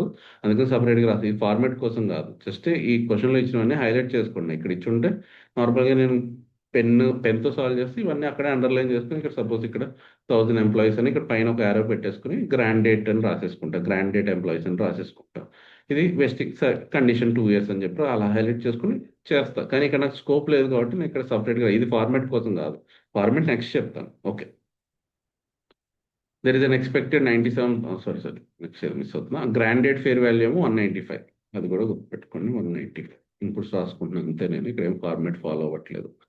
There is an expectations of 97% of the employees will remain in the service at the end of the first year. However, at the end of the సరే, ఇది సెకండ్ ఇయర్ గురించి మర్చిపోండి. ఫస్ట్ ఇయర్ గురించి ఆలోచించండి. సో ఫస్ట్ ఏమంటున్నాడు, సింపుల్గా formula ఏంటి, number of employees expected అంటే ఇక్కడ 1000 ఉన్నారు, దాంట్లోంచి ఆల్రెడీ లెఫ్ట్ అని ఇస్తే అది మైనస్ చేసి తర్వాత number of employees expected to left అయ్యే వాళ్ళు కూడా క్యాలిక్యులేట్ చేయాలి. సో ఇక్కడ ఏమి ఇవ్వలేదు కాబట్టి అంటే ఎవరు లెఫ్ట్ అవ్వలేదు, కానీ 91% మంది మాత్రమే రిటైన్ అవుతారు. సో సింపుల్గా మైనస్ ఏం చేయట్లేదు, కానీ డైరెక్ట్గా 91% సారీ 97 కదా ఫస్ట్ ఇయర్లో, సెకండ్ ఇయర్లో 90, ఫస్ట్ ఇయర్లో 970 మెంబర్స్ మాత్రమే అవుతున్నారు. సో ఓకే, ఇప్పుడు ఫార్ములా గుర్తుంగా 970 అర్థమైంది కాబట్టి ఇప్పుడు ఫార్ములా చెప్పండి. Number of employees expected to be fulfil the vesting condition, అది 970 into number of options already ఇచ్చావు 100, so into fair value of option, formula one గుర్తుంది కదా, ninety one five ninety five 195 divided by number of years ఎన్ని ఇచ్చాడు, 2 years into 1. So first year ఇది total ఇది వచ్చింది, already book అయింది 0 కాబట్టి, సో అల్టిమేట్గా ఫస్ట్ ఇయర్ ఎక్స్పెండిచర్ బుక్ చేసుకోవాలి. ఓకే, 94,57,500 ఇదిగో ఫస్ట్ ఆన్సర్ అయిపోయింది. ఇప్పుడు సెకండ్ ఇయర్ ఏమైందంట, మళ్ళీ ఇక్కడ లెఫ్ట్ అవన్నీ డీటెయిల్స్ ఇవ్వలేదు, డైరెక్ట్గా 91% మంది వెస్ట్ చేసుకున్నారంట. డైరెక్ట్గా సెకండ్ ఇయర్లో మనకి డేటా ఇచ్చేసాడు, అంటే 1000 ఇంటూ 91%. ఇప్పుడు నెంబర్ ఆఫ్ ఎంప్లాయీస్ వచ్చేసింది 910. సో 910 ఇంటూ ఎన్ని ఆప్షన్స్, 100 ఆప్షన్స్. ప్రైస్ ఎంత, గ్రాండ్ డేట్ నాడు 195, వన్ నైంటీ కన్ఫ్యూజ్ ఫైవ్ అవ్వద్ది. ఈక్విటీకి ఎప్పుడు గ్రాండ్ డేట్ నాడు ఒకటి అసమాటు క్యాలిక్యులేట్ చేయగలదు. So divided by 3, so divide by 2 into two 2. So అల్టిమేట్గా ఇది దాంట్లో first year expenditure minus already ఇంత ఇక్కడ అయ్యాం కాబట్టి మైనస్ చేసేసి రిమైనింగ్ ఎక్స్పెండిచర్ ఇయర్లో బుక్ చేయాలి. సో ఫస్ట్ ఎంట్రీ చెప్పండి, employee benefit expenditure account debit SPP reserve account. So 94,57,500. So second year entry ఏంటి, సేమ్ అదే entry, employee benefit expenditure account debit security sorry to SPB reserve account 82,87,500. So అయిపోయింది. Third entry excise, ఇప్పుడు excise చేసుకున్నాడు అనుకుందాం సింపుల్గా. Okay, 100 rupees face value అనుకుందాం. ఇప్పుడు entry చెప్పండి. సో ఫస్ట్ ఇక్కడ ఎక్సైజ్ ప్రైస్ ఏం లేదు, 0 అనుకుందాం. సో ఇప్పుడు ఎస్పీబీ రిజర్వ్ అకౌంట్, దాని డెబిట్ ఎంత చేయాలి, ఎప్పుడు క్యారింగ్ అమౌంట్ చేయాలి. క్యారింగ్ అమౌంట్ అంటే సో క్యారింగ్ అమౌంట్ ఎంత ఉంటుంది, సింపుల్గా నువ్వు ఇదే సెకండ్ ఇయర్లో నువ్వు టోటల్ ఎక్స్పెండిచర్ చూసావు కదా, అదే remaining right of, already right of చేసిన దాంట్లోంచి మిగిలిన రైట్ ఆఫ్, మిగిలిన ఎక్స్పెండిచర్ బుక్ చేయాలని చెప్పావు కాబట్టి ఈ అమౌంటే ఉంటుంది అల్టిమేట్గా.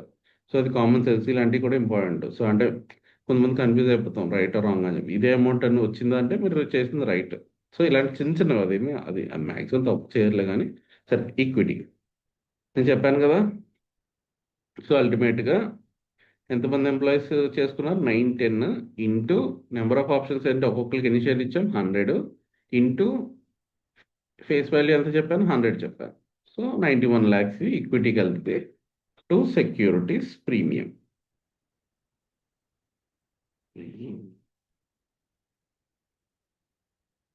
సో సెక్యూరిటీస్ ప్రీమియం ఎంత, ఇప్పుడు ఇది బ్యాలెన్సింగ్ అమౌంట్. ఓకే, సింపుల్గా ఇది బ్యాలెన్సింగ్ అమౌంట్.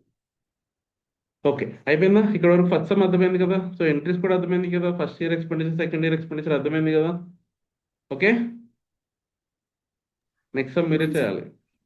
నెక్స్ట్ సమ్ చెప్పండి. Entity X grants the 10 shares each to his 1,000 employees on the conditions are below mentioned below. సరే, ఇక్కడ 10 షేర్స్, ఇది నెంబర్ ఆఫ్ ఆప్షన్స్, ఇదేమో 1000 ఏమో employees, number of employees on the grant date. To remain in service and entity profit shall reach హాబా. Okay, ఇది non market condition. PAT అంటే non market condition, అంటే మన ఎంటిటీ చేతిలో ఉంటుంది, ఎంప్లాయీస్ చేతిలో ఉంటుంది కాబట్టి దీన్ని నాన్ మార్కెట్ కండిషన్ అంటాం. సో అది 1000 మిలియన్, సారీ 100 మిలియన్ అవ్వాలంట. సరే, ఇలాంటప్పుడు ఏం చెప్పాను, ఫస్ట్ గుర్తుపెట్టుకోవాల్సింది వెస్టింగ్ పీరియడ్ ఉండదు ఇక్కడ, మనం వెస్టింగ్ పీరియడ్ క్యాలిక్యులేట్ చేయాలి. సో వెస్టింగ్ కండిషన్ క్యాలిక్యులేట్ చేసి, అదే వెస్టింగ్ కండిషన్ అంటే 1000 కాబట్టి 1000 మిలియన్ కాబట్టి అది ఎప్పుడు కంప్లీట్ అవుతుందో క్యాలిక్యులేట్ చేస్తే దాన్ని వెస్టింగ్ పీరియడ్ అంటాం. సరే, ఇట్ ఈస్ సో నెక్స్ట్ ఇచ్చాడులే, it is expected that the should reach to 100 million by the end of the 3 years. మనకు తెలియదు కదా, వాడు ఏ కంపెనీ గురించి చెప్తున్నాడు మనకి తెలుసు. సో ఇది కూడా వాడే ఇస్తాడు ఎక్స్పెక్ట్ చేసి. సరే 3 years, fair value at the grant date is 100. So ఇది okay. Employees expected for vesting right by first year 97% and it results to 95% in second year. Okay, ఇక్కడ కూడా నెంబర్ ఆఫ్ ఎంప్లాయీస్ లెఫ్ట్ ఇవ్వలేదు కాబట్టి డైరెక్ట్గా 1000 into 97 తీస్తే 970 members first year వస్తుంది. తర్వాత 1000 into 95% చేస్తే అది వస్తుంది. సరే, ఇప్పుడు మనం ఫస్ట్ ఇయర్ ఫార్ములా చెప్పండి సింపుల్గా. సో ఇక్కడ ఫస్ట్ నీకు నేను చెప్పిన గుర్తొచ్చిందిగా, నాన్ మార్కెట్ కండిషన్ అనేది ఫస్ట్ గుర్తుపెట్టుకో. ఫస్ట్ ఎస్టిమేట్ క్యాలిక్యులేట్ చేయాలి. తర్వాత ఆ ఎస్టిమేట్ ఆ ఫార్ములా యూస్ చేసి చేయాలి. కాకపోతే సెకండ్ ఇయర్లో అంటే ఇది మన చేతిలోనే ఉంటుంది కాబట్టి ఎవ్రీ బ్యాలెన్స్ షీట్ డేట్ నాడు ఫస్ట్ బ్యాలెన్స్ షీట్ ఎలాగ చేస్తావు, సెకండ్ బ్యాలెన్స్ షీట్ నాడు కూడా vesting period, total vesting period to be fulfilled అని చెప్పేసి divide by total vesting period ఉంది. అది మళ్ళీ రివైజ్ చేసుకోవాలంటే మళ్ళీ సెకండ్ ఇయర్ ఎండింగ్లో క్యాలిక్యులేట్ చేయాలి. అదేమైనా చేంజ్ అవుతుందా, చేంజ్ అవుతుంది దాన్ని మళ్ళీ చేంజ్ చేయాలి. సరే చూద్దాం. ఇప్పుడు చూడండి, టు రిమైనింగ్ సర్వీస్. ఓకే, ఇదంతా వదిలేసాను. ఇప్పుడు అల్టిమేట్గా మనకి ఫామ్లో చెప్పండి. ఇప్పుడు సేమ్ ఇదే ఫామ్లో మళ్ళీ తీసుకుంటాం.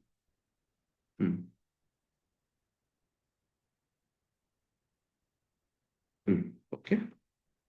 సో నెంబర్ ఆఫ్ ఎంప్లాయీస్ ఇక్కడ కూడా 1000 ఉంది కాబట్టి 1000. నెంబర్ ఆఫ్ ఆప్షన్స్ ఎన్ని? 10. ఆప్షన్ అట్ గ్రాండ్ డేట్ ఎంత ఉంది? ఓకే, ఆప్షన్ గ్రాండ్ డేట్ ఎంత ఉంది? 100 ఉంది. Sir fair value 100. Okay, option fair value of option on grant date, fair value of option on grant date. Okay, సరే ఇది అయిపోయింది.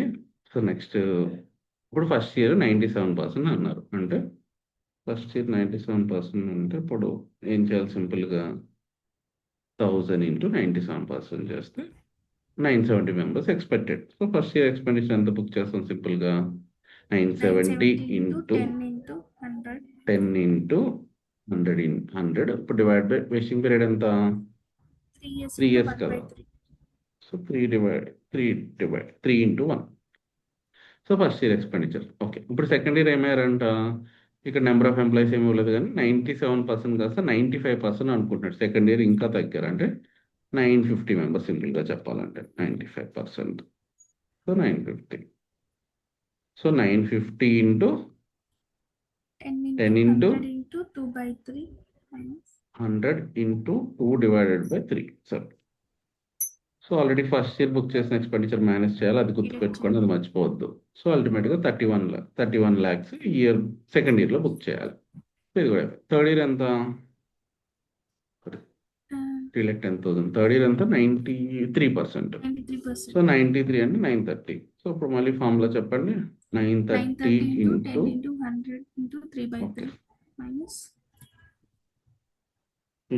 100 divided by, ఇంకా ఆప్షన్ లేదు. సరే, డివైడెడ్ బై 3 ఇంటూ 3 చేసిన అదే వస్తుంది. మైనస్ ఏం చేయాలి? Last 6 lakh. ఇది ఇంపార్టెంట్. ఇక్కడే చాలా మంది కన్ఫ్యూజ్ అవుతారు. ఇది ఇంపార్టెంట్. 6,33,333 చేస్తే 2,96,667 థర్డ్ ఇయర్లో బుక్ చేస్తాం. అయిపోయింది. ఓకే, ఇప్పుడు ACC limited next third question. Anjana నీకు అర్థమవుతుంది కదా? అర్థమవుతుంది సార్. ఒక నాయిస్ ఉంది అందుకని ఓకే ఓకే, జస్ట్ అడుగుతున్నాను. సరే, ACC limited granted the 10,000 share options to one of its manager. ఒక్కడే, నెంబర్ ఆఫ్ ఎంప్లాయీస్ ఒక్కడే. సో మేనేజర్ ఓకే, వాడికి 10,000 షేర్లు ఇచ్చాము. In order to get the option the manager has to work the next 3 years in the organisation, reduce the. Okay, ఇంకొక condition కూడా ఉంది. Okay, 3 years ఉండాలంట and reduce the cost of production by 10% over the next 3 years. Okay, the fair value of option the granted 95 rupees ఇచ్చాడంట. Okay, so ఇది చాలా important. మీకు non market కండిషన్స్లో మీకు చెప్పా, ఒక ప్రయారిటీ చెప్పా. ఫస్ట్ ఎస్టిమేట్ చేయాలి, తర్వాత ఎవ్రీ ఇయర్ కూడా మళ్ళీ రీఎస్టిమేట్ చేయాలి. సపోజ్ ఏదైనా ఇయర్లో మన ఎక్స్పెండిచర్ అచీవ్ చేయలేము అనుకుంటున్నాం, అంటే ఆ టార్గెట్ అచీవ్ చేయలేము అనుకున్నప్పుడు ఏం చేయాలి? ఇప్పుడు దాకా బుక్ చేసిన ఎక్స్పెండిచర్ అంతా రివర్స్ చేయాలి. ఓకే, అదే కండిషన్ ఉంటుంది చూడండి ఇక్కడ. సో ఫస్ట్ సరే, ఇప్పుడు 3 years అనుకున్నాడు, ఎందుకంటే ఇక్కడ reduce the cost of production by 10%. So ఇక్కడ థర్డ్ ఇయర్లో అచీవ్ అవుతుందని చెప్పేసి తీసుకున్నాడు. ఇది వదిలేసండి, ఇది యాక్చువల్, సారీ, ఇక్కడ ఇచ్చాడు ఓవర్ ద నెక్స్ట్ 3 years అన్నాడు. సో అల్టిమేట్గా 3 yearsలో దాని 10% ఎస్టిమేషన్ అంటే ఏంటి? నెక్స్ట్ 3 years, అదే క్వశ్చన్లోనే ఇచ్చాడు అక్కడ క్లియర్గా. సో ఇప్పుడు ఫస్ట్ ఇయర్ బుక్ చేయాల్సిన ఎక్స్పెండిచర్ ఎంత? 10,000 ఇంటూ, సరే 1, ఫస్ట్ నెంబర్ ఆఫ్ ఎంప్లాయీస్ కాబట్టి ఒకరే కాబట్టి into 1 into 10,000 into 95 divided by 3 into 1. So first year అయిపోయింది. సో ఇప్పుడు నెక్స్ట్ ఇయర్ ఏమైందంట? Not expected to vest in future. So అల్టిమేట్గా ఫ్యూచర్లో ఇంకా వెస్ట్ అవ్వట్లే, అంటే నాట్ ఎక్స్పెక్టెడ్ అంటే ఇంకా అవ్వదు అనుకుంటున్నాడు వాడు. అప్పుడు ఏం చేస్తాం మనం? ఫస్ట్ ఇయర్ వరకు బుక్ చేసిన ఎక్స్పెండిచర్ అంతా రివర్స్ చేసేయాలి ఇక్కడ సెకండ్ ఇయర్లో. సో చూడండి కన్ఫ్యూజ్ అవ్వద్దు. ఫస్ట్ ఇయర్ ఎంట్రీ ఏంటి 10,000 into 95 divided by 3 into 1. So 3,16,067. ఇప్పుడు సెకండ్ ఇయర్లో అచీవ్ చేయలేమంటున్నాడు ఫ్యూచర్లో. అప్పుడు ఏం చెప్పాను నీకు సింపుల్గా రివర్స్ చేసేయని చెప్పాను. ఫస్ట్ ఇయర్లో బుక్ చేసిన ఎక్స్పెండిచర్ రివర్స్ చేసేది. సో ఇప్పుడు మైనస్ అయిపోతుంది. అంటే రివర్స్ ఎంట్రీ అంటే ఏంటి, SPB reserve account debit to employee benefit expenditure entry పడిపోతుంది. ఫస్ట్ బుక్ చేసిన ఎక్స్పెండిచర్ రివర్స్ అయిపోతుంది. సో ఇప్పుడు ఏమైపోయింది అంటే థర్డ్ ఇయర్లో అచీవ్ అయిపోయింది. అంటే థర్డ్ ఇయర్ ఉన్నాడు, 3 ఇయర్స్ ఉన్నాడు, థర్డ్ ఇయర్లో అచీవ్ కూడా అయింది. సో తగ్గించాడు ఎక్స్పెండిచర్ కూడా. సో ఇంక మొత్తం ఇప్పుడు ఆల్రెడీ అంటే సింపుల్ అదే ఫార్ములా యూస్ చేయాలి. ఏంటి 10,000 into 1 into 10,000 into 95 divided by 3 into 3. So 3 years అయిపోయింది కాబట్టి అచీవ్ కూడా అయింది కాబట్టి ఇంటూ 3 డివైడ్ బై 3 ఇంటూ 3 అయింది. సో అల్టిమేట్గా 9,50,000 వస్తుంది. మైనస్ ఆల్రెడీ బుక్డ్ ఇక్కడ ఏం లేదు. ఎందుకంటే ఫస్ట్ ఇయర్ బుక్ చేసి సెకండ్ ఇయర్ రివర్స్ చేసాం అంటే ఏం బుక్ చేయలేదు ఇప్పుడు. సో మొత్తం ఇప్పుడు జీరో కాబట్టి సో 9,50,000 లాస్ట్ ఇయర్ థర్డ్ ఇయర్లో బుక్ అయిపోతుంది అంతే. ఓకే, అర్థమైందా? అర్థమైంది sir. Okay. Apple Limited has granted the 10,000 share options to one of its director for which he must work for the next 3 years and the price of the shares should increase by 20% over next 3 years. ఇది non market conditions. Non market కండిషన్స్లో ఏం చేయాలి, so దాన్ని ignore చేయాలి. అంటే re-estimate చేయక్కర్లేదు దాన్ని. First year estimate చేస్తావు కదా, ఆ ఇయర్ ప్రకారం బుక్ చేసేసుకో. ఎప్పుడైనా మధ్యలో అచీవ్ చేసాం అనుకో టార్గెట్ని, అప్పుడు మనకి ఆ ఇయర్లో బుక్ చేసేయాలి ఎక్స్పెండిచర్. ఫస్ట్ క్లాస్కి చెప్తున్నాను, మనం చూద్దాం. సరే అర్థమైంది కదా. ఫస్ట్ ఎస్టిమేట్ చేయాలి, తర్వాత ఎస్టిమేషన్ ప్రకారం ఎవ్రీ ఇయర్ బుక్ చేయాలి. దాన్ని రీఎస్టిమేట్ చేయక్కర్లేదు ఎవ్రీ ఇయర్. కానీ ఎప్పుడైతే టార్గెట్ అచీవ్ అయిపోతుందో అప్పుడు మొత్తం ఎక్స్పెండిచర్ బుక్ చేసేయాలి. ఓకే, సో ఆ మూడే కండిషన్లు గుర్తుపెట్టుకో. 10,000, okay, 10,000 share option to one of the వన్నే కాబట్టి 1 ఇంటూ 10,000. ఓకే, ఎంత ప్రైస్, ఆప్షన్ ప్రైస్ ఎంత, 120, fair value of option 120. So okay, 1 into 10,000 into 120 divide by 3 into over the next 3 years. 3 years అన్నాడు కాబట్టి divide by 3 into 3, sorry 3 into 1. So అంటే ఎంత వచ్చింది 10,000 120, 1 into 10,000 into 120 divide by 3 అంటే 4 lakhs into 1 అంటే 4 lakhs వచ్చింది first year. Okay, ఇప్పుడు second year estimate చేయాలా, అచీవ్ అయినా అచీవ్ అవ్వకపోయినా మన ఎస్టిమేట్ ప్రకారం కొట్టేసేయాలి అంతే సింపుల్గా. Same 10,000 into 120 divided by 3 into 2, దాంట్లోంచి ఫస్ట్ ఇయర్ మైనస్ చేస్తే 4 lakhs. సో అది కూడా అయిపోయింది. థర్డ్ ఇయర్ ఏమైంది, అచీవ్ చేశాడు. ఎందుకంటే 20% అన్న 25% ఇంక్రీజ్ అయింది. సో ఇప్పుడు ఆ థర్డ్ ఇయర్ కూడా నార్మల్గా బుక్ చేసేసుకుంటాం. So 120 into 10,000 divide by 3 into 3 చేసి దాంట్లోంచి మైనస్ సెకండ్ ఇయర్ అంటే ఆల్రెడీ 4 lakhs ప్లస్ 4 lakhs చేసావు కాబట్టి 12 lakhs లోంచి 4 lakhs 8 lakhs తీసేస్తే థర్డ్ ఇయర్ కూడా 4 lakhs అంతే simple. Okay, next entity P issues share based payment plan to its employees based. Okay, సింపుల్గా ఇచ్చాడు. నెంబర్ ఆఫ్ ఎంప్లాయీస్ 100 అంట, ఫేర్ వాల్యూ 25 అంట, మార్కెట్ కండిషన్ ఏంటంటే share price to reach 30. Okay, ఇక్కడ గుర్తుపెట్టుకోండి మార్కెట్ కండిషన్. సర్వీస్ కండిషన్ ఏంటి, to remain in service until. సరే అది కామన్, అది ఇప్పుడు అది మార్కెట్ కండిషన్ అచీవ్ చేస్తుందని వాడు వర్క్ చేయ 2 yearsలో వెళ్ళిపోతాడు. థర్డ్ ఇయర్లో అది మార్కెట్ కండిషన్ రీచ్ అవుతుందంటే ఎక్స్పెండిచర్ బుక్ చేయక్కర్లేదు. ఎందుకంటే 3 years వరకు ఉండడు కాబట్టి. సో ఖచ్చితంగా ఉంటాడు, ఇది ఎగ్జామ్షన్ ఖచ్చితంగా ఉంటాడని చెప్పేసి. సో అది రీచ్ అవడానికి ఎన్ని ఇయర్స్, 4 years పడుతుందంట. సరే సింపుల్. ఇప్పుడు ఏం చేయాలి, ఫస్ట్ ఇప్పుడు తర్వాత సినారీస్ ఇచ్చాడు. సరే market condition fulfil in the year 3. ఇది చాలా ఇంపార్టెంట్. ఇంకోటి ఏమో 5 yearsలో అచీవ్ అయిందంట. ఫస్ట్ ఎంతకి ఎస్టిమేట్ చేశాడమ్మా, ఎన్ని ఇయర్స్ ఎస్టిమేట్ చేశాడు కంప్లీట్ అవడానికి, 4 years ఎస్టిమేట్ చేశాడు. మాట్లాడండి చూడట్లేదు. సరే 4 years ఎక్స్పెక్ట్ చేశాడు. సో ఫస్ట్ ఇయర్ ఫార్ములా ఏంటి, number of employees 100 into number of options. Number of options ఏమైనా ఇచ్చాడా, ఏమి ఇవ్వలేదు. సో సింపుల్గా 100 ఇంటూ 25 అనుకోండి. ఇక 100 ఇంటూ 25 అంటే so 2,500. So 2,500 divide by 4 into 1 first year expenditure book అవుతుంది. చూడండి ఇక్కడ 2,500 divide by 4 into 1 625. Second year కూడా ఏం చేంజెస్ ఏమి ఇవ్వలేదు కాబట్టి సెకండ్ ఇయర్ కూడా అదే.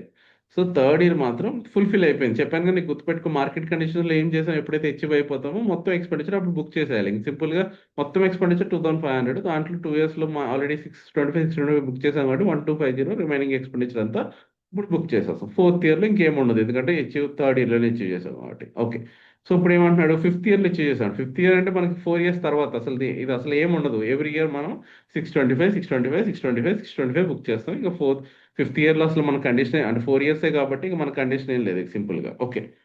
సో ఫిఫ్త్ రీఎస్టిమేట్ చేయం. సో ఎవ్రీ ఇయర్ బుక్ చేసుకుంటూ వెళ్ళిపోతాం. సింపుల్గా ఎప్పుడైతే ముందుగా అచీవ్ చేస్తామో అప్పుడు మాత్రం రిమైనింగ్ ఎక్స్పెండిచర్ బుక్ చేస్తాం. తర్వాత ఏమైంది, తర్వాత బుక్ చేస్తే ఇంకేముంది, ఆల్రెడీ మనం బుక్ చేస్తాం కాబట్టి తర్వాత అచీవ్ చేసినా చేయకపోయినా మనకి ఇంక సంబంధం ఉండదు ఇంకా. సో 4 ఇయర్స్ వరకే మనం క్యాలిక్యులేట్ చేయాలి. 4 ఇయర్స్లో కంప్లీట్ అయితే ప్రాబ్లం లేదు. 4 ఇయర్ కంటే ముందు అయితే మాత్రం ఎప్పుడైతే కంప్లీట్ అయిందో అప్పుడు బుక్ చేసేస్తాం మొత్తం ఎక్స్పెండిచర్. 4 ఇయర్స్ తర్వాత కంప్లీట్ అయితే ఇంకా 4 ఇయర్స్లో బుక్ చేస్తాం కాబట్టి ఇంకా తర్వాత బుక్ చేయడం కూడా ఏమి ఉండదు. ఇంకా ఫిఫ్త్ ఇయర్లో అయినా అవ్వకపోయినా మనకు సంబంధం లేదు. Fourth year. Okay. Sixth question. ABC Limited granted to its employees and share options with a fair value of 5 lakhs on 1st April if they remain in the organization up to 31st of March 2003. On 31st March 2001, ABC Limited expressed only 90% of the employees. సరే, ఇదే problem అవుతుంది. అంటే ఇది చిన్న question, ఇంకా పెద్ద పెద్ద క్వశ్చన్లు వస్తూ ఉంటాయి. దాంట్లో ఏంటంటే మనం నోట్ చేసుకోవడం మిస్ అయిపోయి బ్లైండ్గా న్యూస్ పేపర్ చదివినట్టు చదివితే మనం ఎగ్జామ్లో సాల్వ్ చేయలేము. 2 టైమ్స్ మళ్ళీ క్వశ్చన్ చదవాల్సి వస్తుంది. 2 టైమ్స్ కాదు, 3 టైమ్స్ చదవాల్సి వస్తుంది ప్రతి పాయింట్ కోసం. సో అందుకే ఎప్పుడు హైలైట్ చేసుకుంటూ వెళ్ళండి. సరే, నేనైతే ఖచ్చితంగా చెప్తున్నాను, పెన్ను బుక్ అయితే ఖచ్చితంగా హైలైట్ చేసుకుని నేను నెక్స్ట్ పాయింట్కి వెళ్తాను. సో ఇక్కడ నాకు ఛాన్స్ లేక కొంచెం అట్లా పోతుంది. కానీ సరే, fair value of 5 lakhs on 1st April if they remain in the organisation up to 31st March 2003. అంటే 2001 అంటే 1 2 3 వెస్టింగ్ కండిషన్ ఇచ్చాడు. ఓకే. నేను ఇలా క్యాలిక్యులేట్ చేస్తున్నా అర్థమైంది కదా. ఎప్పుడైనా 1st April అన్నప్పుడు మార్చ్ అంటే అప్పుడు మార్చికి 1 ఇయర్ అవుతుంది. సో నెక్స్ట్ మార్చ్కి అంటే 22 మార్చ్, 21 మార్చ్కి 1 ఇయర్, 22 మార్చ్కి సెకండ్ ఇయర్, 23 మార్చ్కి 3 ఇయర్స్, అలా క్యాలిక్యులేట్ చేస్తున్నా. మీరు కూడా అలాగే చేసుకోండి. మళ్ళీ 21 1 ఇయర్, 21 22 2 ఇయర్స్ అట్లా చేస్తే కన్ఫ్యూజ్ అయిపోతారు. సో నేను చేసినట్టు సింపుల్గా ఏప్రిల్ కాబట్టి 2001 కాబట్టి ఇది వదిలేసేయండి. 1st మార్చ్కి మనకి 21 మార్చ్కి 1 ఇయర్ అవుతుంది. 22 మార్చ్కి 3, అట్లా 23 మార్చ్కి 3 years. So 3 years is the vesting condition. Okay. On 31st March ABC explore 91% remain in the employment. Okay. Second దానికి వెళ్ళే ముందు ఫస్ట్ ఎప్పుడు సాల్వ్ చేసేయండి. ఎప్పుడు క్వశ్చన్ అలా సింపుల్గా సాల్వ్ చేసుకుంటూ వెళ్తే మనకు కన్ఫ్యూజన్ ఉండదు, క్లారిటీ ఉంటుంది. ఓకే. సో ఎంతమందికి ఇచ్చాడు, నెంబర్ ఆఫ్ ఎంప్లాయీస్ ఎంత, ఇక్కడ నెంబర్ ఆఫ్ ఎంప్లాయీస్ ఇవ్వలేదు, డైరెక్ట్గా వాల్యూ Fair ఇచ్చేసాడు. value. అంటే 5 lakhs ఇచ్చేసాడు, డైరెక్ట్గా అమౌంట్ ఇచ్చేసాడు. ఇక్కడ ఏం పెద్ద కన్ఫ్యూజ్ అవడానికి ఏం లేదు. సో సింపుల్గా 5 lakhs తీసేసుకోండి. ఇంటూ ఇప్పుడు ఎంతమంది అచీవ్ చేస్తారంట, ఓన్లీ 91% ఎక్స్పెక్ట్ చేస్తారు. 91%. కరెక్ట్, 91% ఎక్స్పెక్ట్ చేస్తున్నారు. సో డివైడెడ్ బై ఎన్ని ఇయర్స్, 3 ఇయర్స్ కాబట్టి divided by 3 into 1. So divided by 3 into 1. So అయిపోయింది. ఫస్ట్ ఇయర్లో ఏం ఎక్స్పెండిచర్ బుక్ చేయం కాబట్టి మొత్తం ఇదంతా బుక్ చేసేసేయాలి, డౌట్ ఏం లేదు దాంట్లో. సో ఇప్పుడు సెకండ్ ఇయర్కి వచ్చేప్పుడు ఏమైందంటే 89% of the employees to remain in the employment. So 89% అంటే సింపుల్గా మనం 5 lakhs అయితే ఫేర్ వాల్యూ ఉందో 5 lakhs Into into 89%. 89% into 2 దాంట్లోంచి divided మనం by sorry into divided by 3 into 2 2. కొట్టేస్తాం. ఓకే. దాంట్లోంచి తీసేసేయాలి. సో అల్టిమేట్గా second year expenditure is equal to 1,45,000. 1,45,000. So third year వచ్చేటప్పటికి ఎంత, only 82% of the employees remain the organisation and all of them are excise. So అందరూ excise చేసుకున్నారంట. సో first అయితే ఎక్స్పెండిచర్ ఎంత, 5 lakhs డివైడెడ్ ఇంటూ ఎంత percent, 82% divided by 3 into 3. Into 3. అయిపోయింది. దీంట్లోంచి సెకండ్ 4 ఇయర్ lakhs ఎక్స్పెండిచర్ 10,000. తీసేస్తే సెకండ్ ఓకే 1,13,000. 1,13,000 మైనస్ చేస్తే అల్టిమేట్గా మనకి టోటల్ ఎక్స్పెండిచర్ 4,10,000 బుక్ అయింది. 4,10,000 అంటే థర్డ్ ఇయర్లో మనం ఈ ఫామ్లో యూసిస్తాం కదా, అదే బుక్ అవుద్ది. సరే, ఇప్పుడు అందరూ ఎక్సైజ్ చేసుకున్నారంట. ఎక్సైజ్ చేసినప్పుడు ఎంట్రీ ఏం చెప్పాను మీకు, ఎస్పీబీ రిజర్వ్ ఉండకూడదు కాబట్టి దాన్ని డెబిట్ చేయండి first. SPB reserve account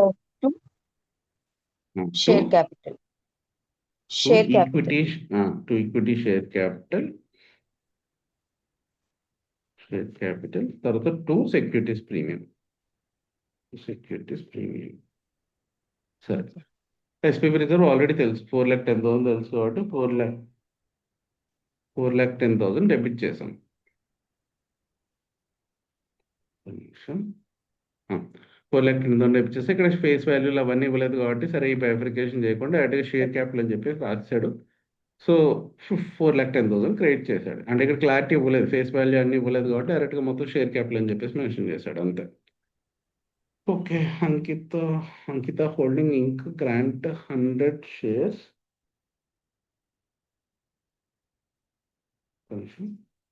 Ankita Holding Inc. grants 100 shares to each of its 500 employees on 1st January 2001. The employees should remain in service during the vesting period. The shares will vest at the end of the year. Okay, end of the first year if the company's earnings increase by 12%. Okay. సరే, ఇది చాలా పెద్ద question. ఇలాంటి question solve చేయాలంటే ఖచ్చితంగా ఏ పాయింట్కి ఒక point note చేసుకోవాలి. ఏ పాయింట్కి ఒక పాయింట్ నోట్ చేసుకోలేదంటే క్వశ్చన్ మీరు ఇక్కడ చాలా టైం వేస్ట్ అయిపోద్ది. ఇలాంటి క్వశ్చన్స్ అంటే ఉన్నట్లే ఇది పెద్ద క్వశ్చన్. దీంట్లో చాలా పాయింట్స్ ఉంటాయి, చాలా డేట్స్ ఉంటాయి, అన్నీ ఉంటాయి. ఆ పారాగ్రాఫ్ అయిపోయాక మీరు నోట్ చేసుకోలేదు అనుకో, మళ్ళీ క్వశ్చన్ సాల్వ్ మీరు ఎప్పుడు మళ్ళీ తర్వాత ఎప్పుడో క్వశ్చన్ సాల్వ్ చేస్తారు.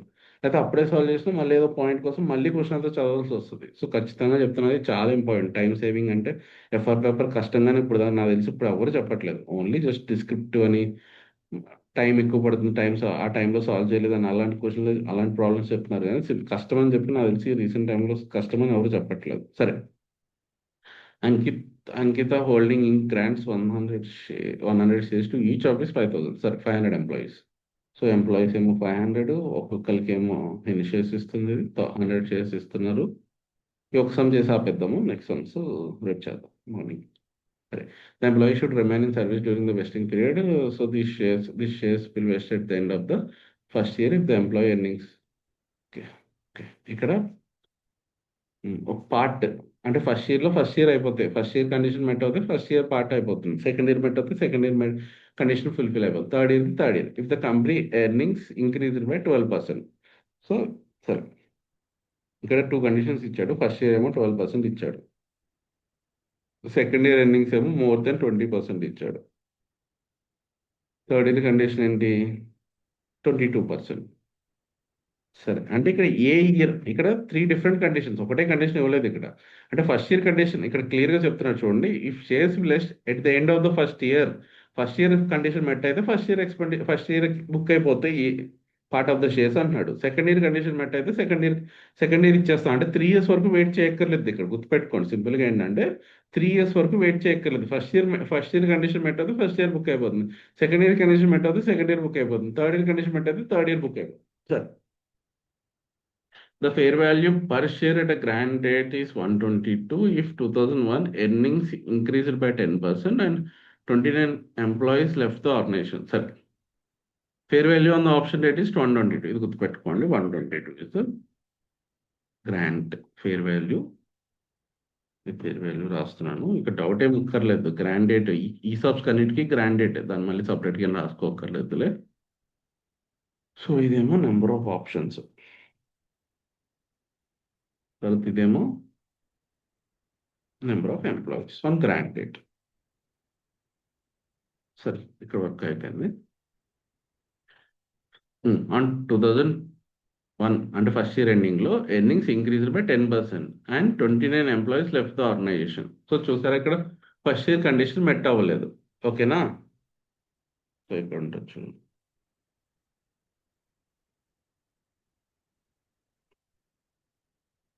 సో ఫస్ట్ ఇయర్ ఎంతమంది అంటే సమ్మరీ ఇచ్చేసాడు. సరే, the fair value per share at the grant date was 122 in 2021. Earnings increased by the 10%. అంటే ఇక్కడ 12% అచీవ్ చేయాలి, ఇక్కడ 10% అచీవ్ అయిందంట. Okay, and 29 employees left the organisation. The company expect the shares will be vest at the end of the year 2022. Okay, the company also expects that additional 21 employees will leave the organization in the year 22 and that 440 employees will receive their shares at the end of the first. సరే, సింపుల్గా first year ఎండింగ్లో ఎన్ని years estimate చేస్తున్నాడు మీరు చెప్పారు కదా. First year 2 years. ఎండింగ్లో ఏం చేస్తాడు, 2 years ఎస్టిమేట్ చేస్తున్నాడు. అది చాలా ఇంపార్టెంట్, గుర్తుపెట్టుకోండి, 2 years. సో సింపుల్గా ఎక్స్పెండిచర్ క్యాలిక్యులేట్ చేయండి. సో 500లోంచి ఎంతమంది వెళ్ళిపోయారు already, already 29 left, expected so expected ఏమో 31. Additional 31 the company also expects additional 31 employees. So ultimately 500 minus 20 ఇచ్చారు. పోతారు. 500 minus 29 minus 31. 31. సో అల్టిమేట్గా వీళ్ళు మాత్రమే చేసుకుంటారని ఆడే ఇచ్చేసాడు, క్యాలిక్యులేషన్ కూడా ఇచ్చేసినట్టున్నాడులే. 440 employees will receive the shares at the end of the year. Okay, వాడు ఇచ్చేసాడు. సో ఇప్పుడు 440 into number of 100 options into 122 divided by ఇది నాన్ మార్కెట్ కండిషనే కదా. సో నాన్ మార్కెట్ కండిషన్ కాబట్టి మనం ఎవ్రీ బ్యాలెన్స్ షీట్ అంటే చెక్ చేసుకోవాలి. సో ఇప్పుడు ఎవరీ బ్యాలెన్స్ షీట్ అంటే ఆ బ్యాలెన్స్ షీట్ అంటే 2 years అనుకున్నాం. సో ఇంటూ 1 year కాబట్టి సో ఇది టోటల్ ఎక్స్పెండిచర్. మనం దీనికి 0 ఉంటుంది కాబట్టి ఫస్ట్ ఇయర్లో 0 ఉంటుంది కాబట్టి టోటల్ ఎక్స్పెండిచర్ బుక్ చేసేసేయాలి. ఇది ఫస్ట్ ఇయర్ ఎక్స్పెండిచర్ అయిపోయింది. ఇది నాన్ మార్కెట్ బేస్డ్ కండిషన్, గుర్తుపెట్టుకోండి. సరే, ఇప్పుడు సెకండ్ ఇయర్లో ఏమవుతుందంట. Okay, at the end of the 22 the company earnings increased by 18%. Target achieve చేశారా? మళ్ళీ అచీవ్ చేయలేదు. 20% అచీవ్ చేస్తుంటే మొత్తం ఇచ్చేసేవాడు. సో అప్పుడు కూడా అచీవ్ చేయలేదంట, 18% అచీవ్ చేశాడు. Therefore the shares did not vest. So only 29 employees left the organisation during 22. Okay, already 29 వెళ్ళిపోయారు, మళ్ళీ కన్ఫ్యూజ్ అవ్వద్దు. ఈ 29 ప్లస్ ఇంకో 29 వెళ్ళు, 22లో వెళ్ళిన వాళ్ళు 29. సో మళ్ళీ కన్ఫ్యూజ్ అవ్వకండి. సరే, అది ఓకే. సో ఇంకెంతమంది వెళ్ళిపోతారంట. The company believes that additional 23 employees.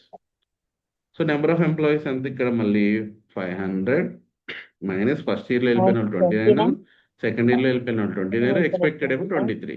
So 419. So ఇప్పుడు అచీవ్ చేస్తున్నారు అని అంటున్నాడు. Target will be achieved next year, అంటే ఇంకొక 1 year ఉంది. ఓకే, అంటే ఇంకా 2 years ఉంది సింపుల్గా చెప్పాలంటే ఈ ఇయర్ ఎండింగ్కి. అంటే ఇక్కడ ఇంటూ 100 ఇంటూ 122 డివైడెడ్ బై ఇంకేనో 2 years ఉంది.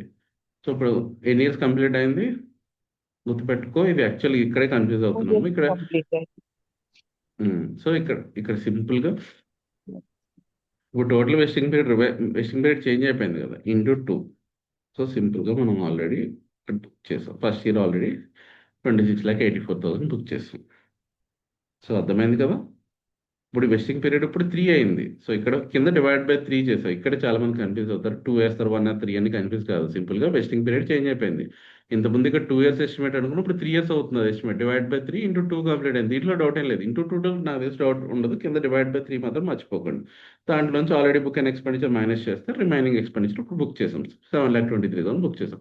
ఇప్పుడు third year simple. Third year ఏమవుతున్నారంటే ఎక్స్పెక్టెడ్ 29, ఆల్రెడీ 20. ఈ గుర్తుపెట్టుకోండి, మర్చిపోద్దు. First year 29, second year 29. ఇప్పుడు థర్డ్ ఇయర్ ఒకటి తెలిస్తే చాలు మనకి. సో యాక్చువల్గా ఏమైందంటే 21 మెంబర్స్ వెళ్ళిపోయారంట. సో ఇప్పుడు నాకు నెంబర్ ఆఫ్ ఎంప్లాయీస్ ఎక్స్పెక్టెడ్ చెప్పండి. 500 minus 29 minus 29 minus 21, 421. ఓకేనా. సో ఇప్పుడు 421 ఇంటూ అయిపోయింది, సమ్ అయిపోయింది. సో డౌట్ ఉంటే చూద్దాం. సరే, ఇది total expenditure divide by 3 into 3 అన్న అదే వస్తుంది. సరే, దాంట్లో సెకండ్ ఇయర్ ఎక్స్పెండిచర్ మైనస్ చేస్తే రిమైనింగ్ ఎక్స్పెండిచర్ మనం థర్డ్ ఇయర్లో బుక్ చేస్తాం. 17,28,333 అయిపోయింది అంతే.